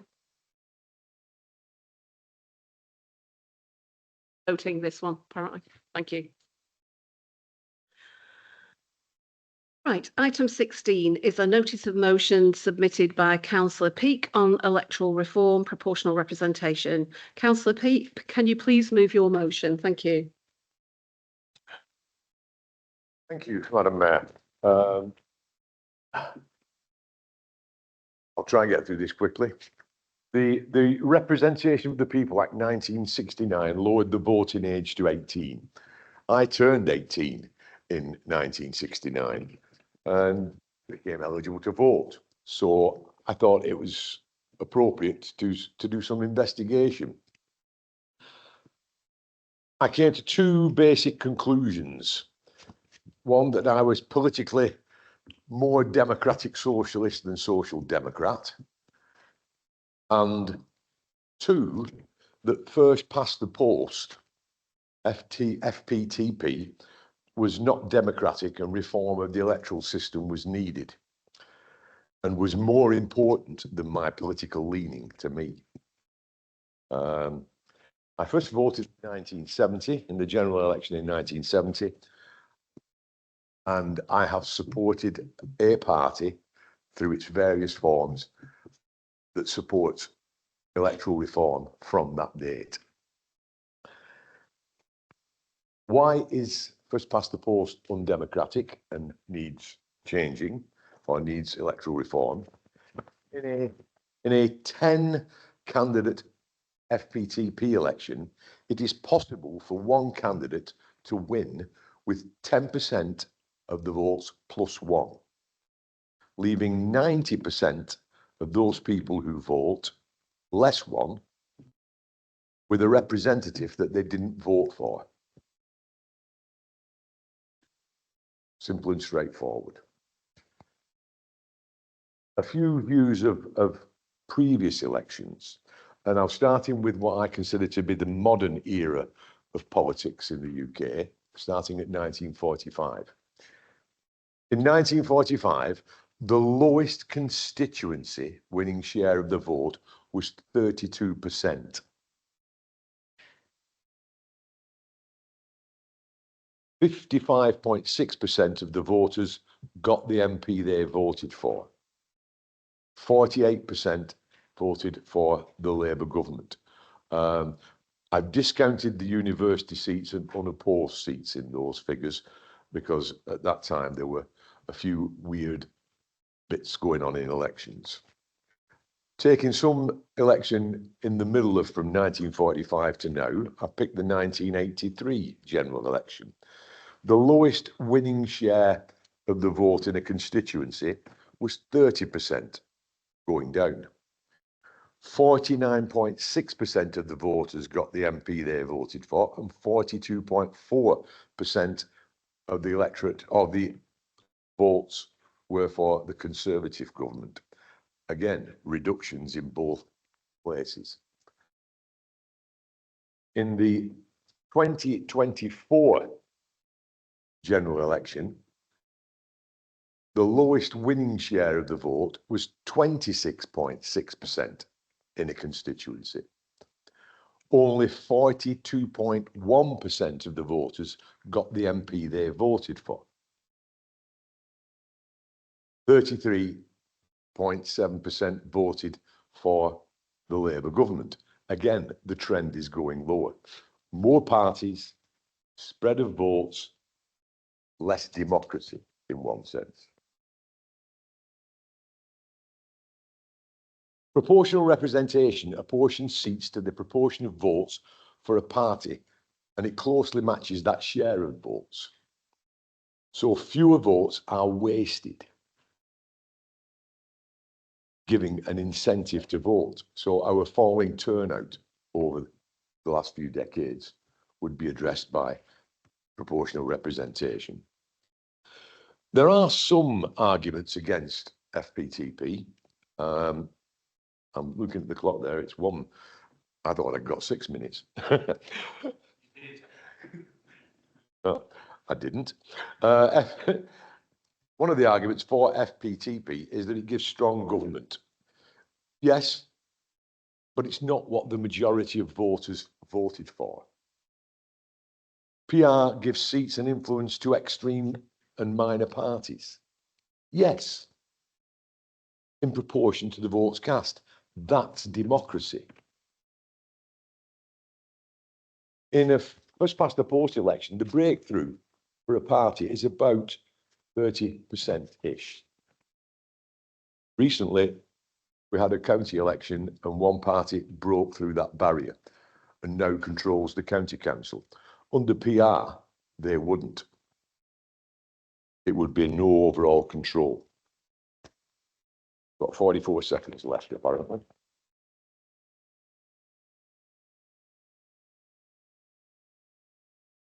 You now got 32 Sorry, yeah, I seconds. know, I'm moving on. I will save the last bit of this for my recall later, if I may. Thank you. Thank you, Councillor Peake. Is there a seconder for? Madam Mayor, I second that and reserve my right to speak. Thank you, Councillor. Do you wish to speak on this item? Thank you.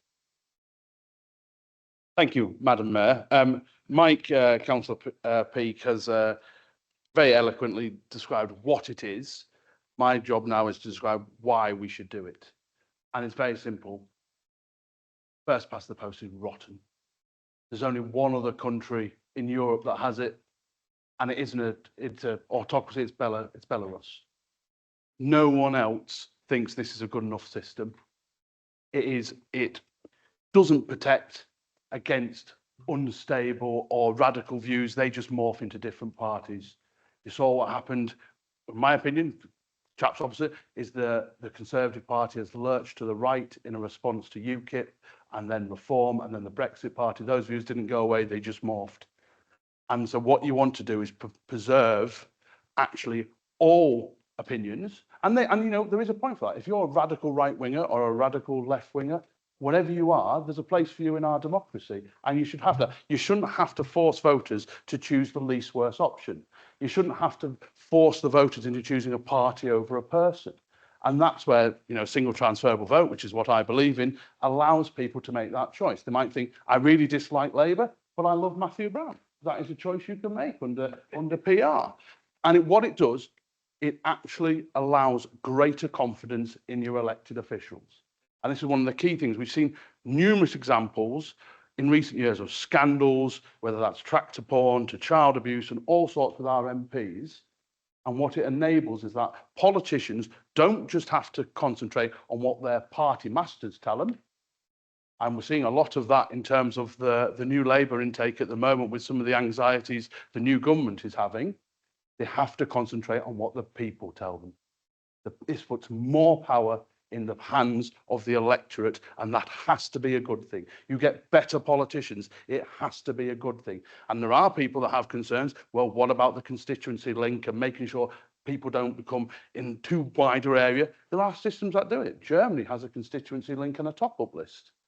You know, we have got to get beyond a failed electoral system that preserves the top two parties until the time it doesn't. And that time might be now.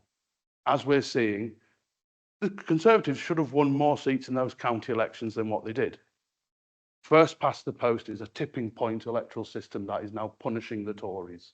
It has preserved them for their wonderful 200 years of existence nearly, and has actually helped them remain the most powerful and successful political party in Western democracy until it doesn't.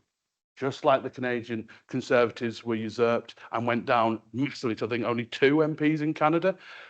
That is happening, and you're seeing the fragmentation again of the left wing vote, where Greens, Lib Dems, whatever, are going to nip away at that Labour vote until it disappears. And that's because the natural state of justice within our political parties isn't being adhered to in our electoral system. Because in reality, you go to Holland, there are 3 Liberal parties. That is the nature of it. And you have to accept, under a proper system, should you really have... Yeah, okay, yeah. But I mean, for example, I'm going to use an example, is someone, and we talk about it, Matthew makes lots of jokes about sometimes dealing with the different views within a ruling Labour group is very difficult. The fact is, the Labour Party should be 2 different parties.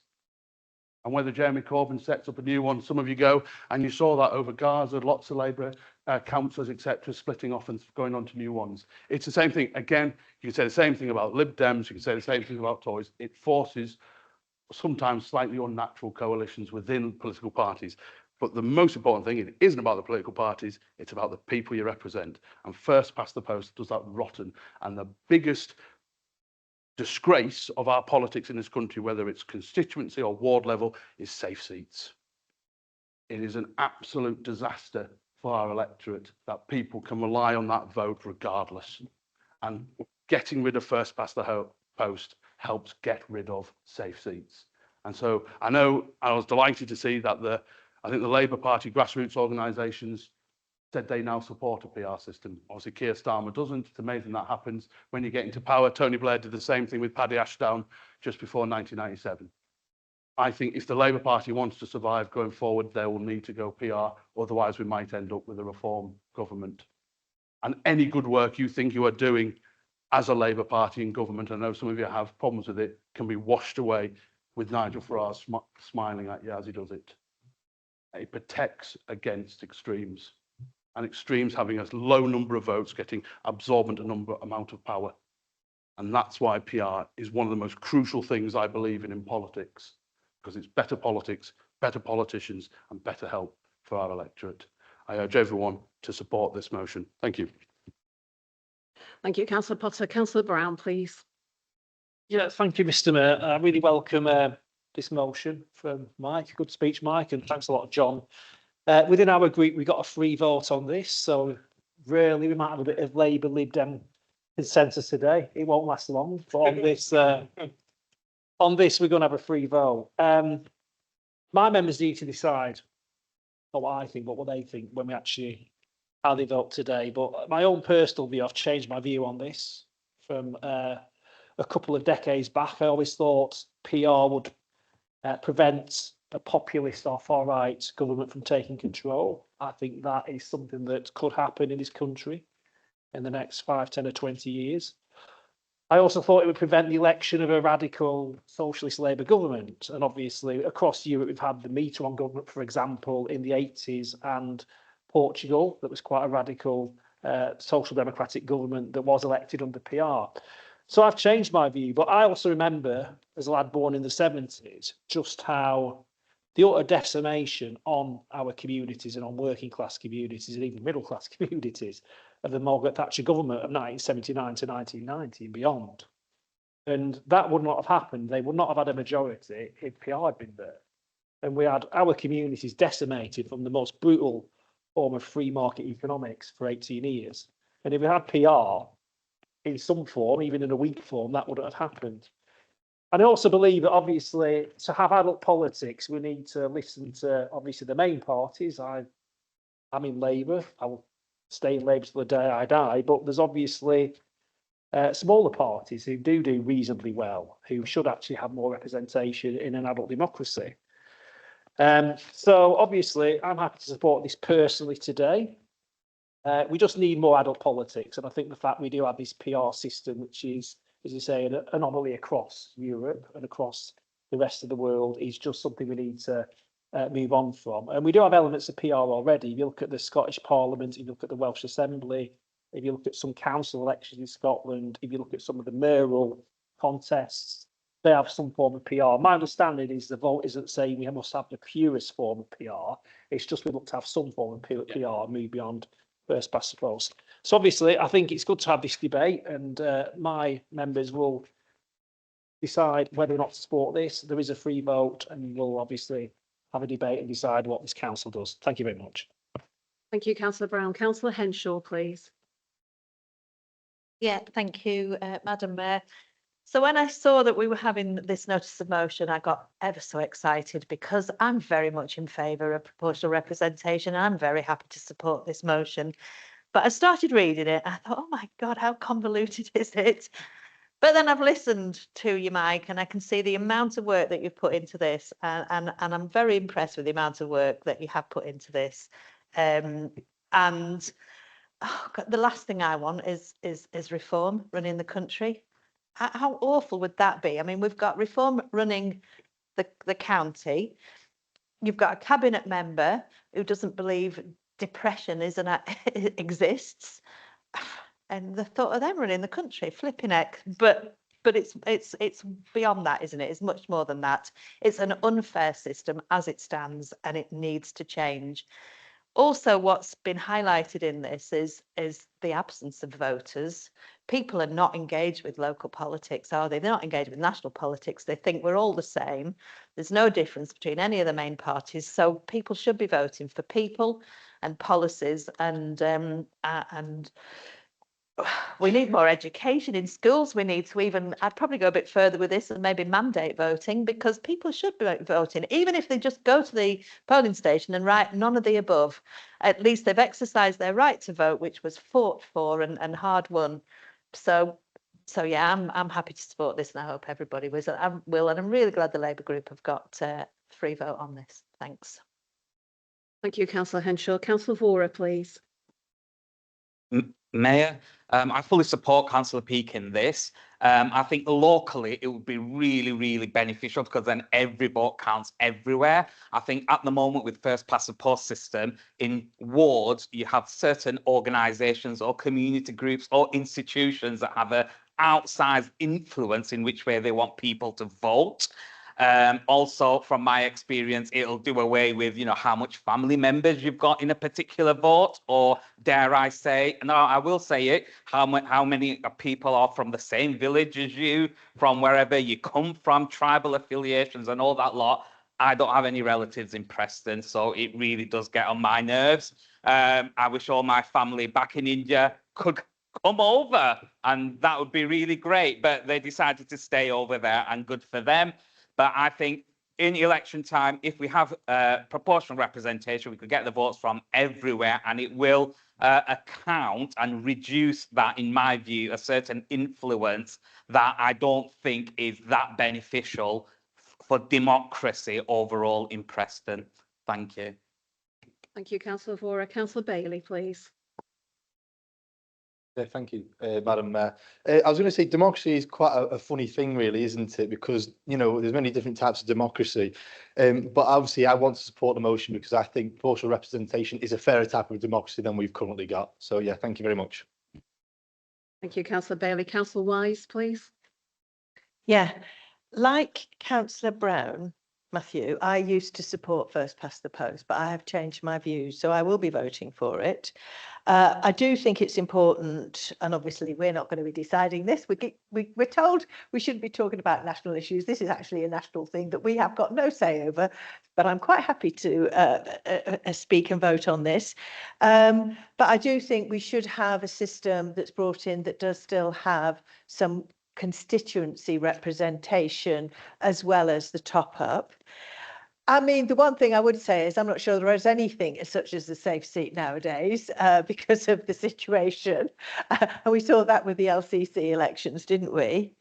I also actually believe in compulsory voting. And my daughter-in-law is Australian, and in Australia they do have compulsory voting. I mean, and even when you're abroad, you have to vote. And so I've seen my daughter-in-law's voting paper, which was enormous, which was incredible because there were all these different parties and they had to vote for a minimum of so many people, so many votes. I can't remember now. Well, I think it was 6 out of God knows how many. So I do think that it is important. And I, like Councillor Henshaw and others, worry about reform. And that they could end up being the government, which I think I don't think there's anybody in this chamber wants a reform government. It would just set us back so far and be so divisive. And I think another reason why I think about compulsory voting, I get fed up of people saying A, you're all the same, and B, it doesn't really matter. And I just think, for goodness sake, and there needs to be more education in schools, politics does affect our lives every day, whether it's about the bins being collected, you know, whether we're having fortnightly, weekly, monthly or whatever, whether it's about in terms of the health service, everything actually is affected by politics. And so I just think we do need more education of our young people so they understand. And maybe if we were having compulsory voting, then that might be something that would come in. So yeah, I will be also supporting this motion. Thank you. Thank you, Councillor Wise. Councillor Naffer, please. Thank you, Madam Mayor.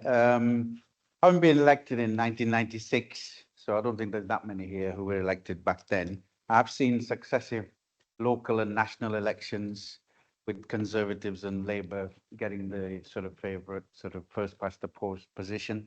So even in those period times when, you know, part of the Labour Party we were winning, some bit of me kept thinking, this doesn't seem right when I used to look at how many millions of votes the Liberal Democrats used to get, and it wasn't reflected in the number of MPs in particular that they used to have. So there was always something sort of niggling saying, but the argument that was put forward at that time was, oh, if you give proportional representation, the fringe parties or the fringe extremist views, people who represent those will get in. But they normally get in anyway. If you know, we've seen reform, and the statistics I read was that I think Reform got about 4 million votes in the national elections, but they've got 5 MPs. And the Lib Dems about 3 something, even less than that, but got about 70 something MPs. So had Reform, do we add proportional representation, they would have had about 100 MPs. So with proportional representation, it would get people with maybe, you know, views like Reform does. But what we've seen in the county council elections, it doesn't matter if you have proportional representation. If people want to vote for certain parties, they'll get in even with the first past the post, as we've seen 53 county councillors elected. So, but in a sense, if you look at it in terms of what does that reflect, it actually reflects what people think on the ground. So whether you like it or not, if 53 Reform county councillors got elected, that's because the public out there are feeling that. And in a sense, in a democracy, you've got to then face that. What happens at the moment with the first past the post is those with those kind of views or maybe grievances or whatever it is get hidden. And that just festers. So I think what proportional representation might do is actually bring that to the fore so that people can see what actual is happening on the ground. So I welcome Councillor Pete motion, and I'll be supporting that. And in fact, we've actually all here probably taken part in proportional representation voting during the European elections that we do. So it's nothing new for all of us probably in this room. Thank you. Thank you, Councillor Naffer. Councillor Whittam, please. Thank you, Madam Mayor. Firstly, I'd just like to refute Councillor Potter's assertion that I've lurched to the right, and I can assure you I haven't lurched anywhere. Notwithstanding that, I can imagine Reform crying foul at this. I can hear the noises now that it's an attempt to keep them out of government, which is probably no bad thing, but I can imagine that that's what will get thrown at us. Notwithstanding that, allegedly, as it stands today, 60% of the population, if you believe social media, think PR is a good thing. I don't know personally, I don't know, but I probably tend towards it. My concern is how we would do this at the same time as bringing in local government reorganisation. There's an awful lot coming at us in the next 2 or 3 years, bringing in PR at the same time. I don't know whether it's the right time or not. And the bigger concern for me, and it should be for all of us in this chamber, is the number of people that don't bother to vote. 2/3 of people do not bother to vote. Talking with colleagues here about when you're out leafleting and you think to yourself, 20 people in this street vote, a third of them vote for me. Yeah, that is the biggest issue that we face in politics today in this country. How we solve that one, I don't know. But yeah. Thank you, Councillor Whittam. Councillor Thompson, please. Thank you, Madam Mayor. Yes, I'm not going to vote for this. Why don't I have to? Is it broke? Is it the proportional representation? Yeah, it's another way of voting people in. Fair enough. Are we ready to do it? I'm not so sure. I'll stick with the particular system that we've got at the moment. Some of the arguments sort of amuse me, because we go, well, we'll have to change the system. We don't want populists getting in. Well, populists mean the people that like to vote for a particular party. That's democracy, not popularism. And at the end of the day, the people to blame if the politics is falling apart is all of us in here, because we are not stimulating the general public to get behind politics. And you might say that populist parties are. Well, maybe they are, and that's why they're getting the votes that they've got. But we've got to be more in touch with the grassroots and what's going on than we are. And, you know, that's why it's not working. How many people, when I started work at aerospace years ago, I went in and I sat there quietly. I was a contractor, so I learned to keep my mouth shut to start with. And that was a feat in itself. But anyway, one of the things that I used to sit there and listen to every day was football. Football this, football that. In the end, I managed to interject politics in it, and a lot of people started talking about politics. But it's down to us to generate that interest in politics. And we're simply not amongst the general population. And a lot of people would say, political betters, if you will, I haven't used that word with some sort of caution, but our political friends in Westminster, of most parties, are not really in touch with reality. And they're letting down the people of this country. So, you know, we can have an argument about this or that with politics, but it's down to us, down to our parties to generate some sort of interest in politics. Compulsory voting, my sister's in Australia, and you might think it's a good idea, and it probably works in Australia, but in Australia, when they're collecting the bins, they have a little concrete pad at the end of the driveway, and they put the bin exactly on that pad. And then the bin man comes down and he lifts it off and empties it and weighs it.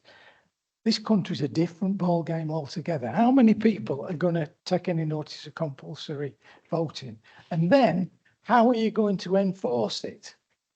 So, you know, it's a great idea, all nice to talk about, but the bottom line is we need to get politics more interesting than it is and be more in touch with our people that vote for us. Thank you, Madam Mayor. Thank you, Councillor Thompson. Councillor Bell, please. Thank you, Madam Mayor. Not much to add on this. I've heard lots of discussions why first past the post is broken, and I'd be inclined to agree. I've just asked members to have a bit of caution, and this motion doesn't commit us to anything, and we'd have to, you know, see what comes down the line. But you know, we've asked the public before about alternative vote, and that was rejected. In 2016, there was I think it was 2016, there was quite a big vote where someone said, on a matter, the status quo is rubbish, we should leave and do something else, and we'll see how that's turned out. So I'm just kind of cautioning everyone for, just because something's not great doesn't mean the grass is always greener. But in this motion, you know, let's see what comes of it. But I think ultimately down the line, we should let the people decide on what voting system they want. Thank you, Councillor Bell. Councillor Ward, please. Just a few additions, I guess. Obviously, as a Lib Dem voter in Cottam, for most of the past 20 years, I've been in Lytham, which was at 80%, I think, Tory-dominated ward, where the MP went to parties at night, acted poorly, phoned up his elderly support for cash, and yet we were unable to, vote that person out. My vote was a waste of time. And of course, you know, thinking of other people in that ward at the time, I can understand why they couldn't be bothered to vote, because what was the point voting in a ward where it was so clear? And I think going back to what Councillor Potter said earlier on, you know, those kind of safe seats, Lytham, never going to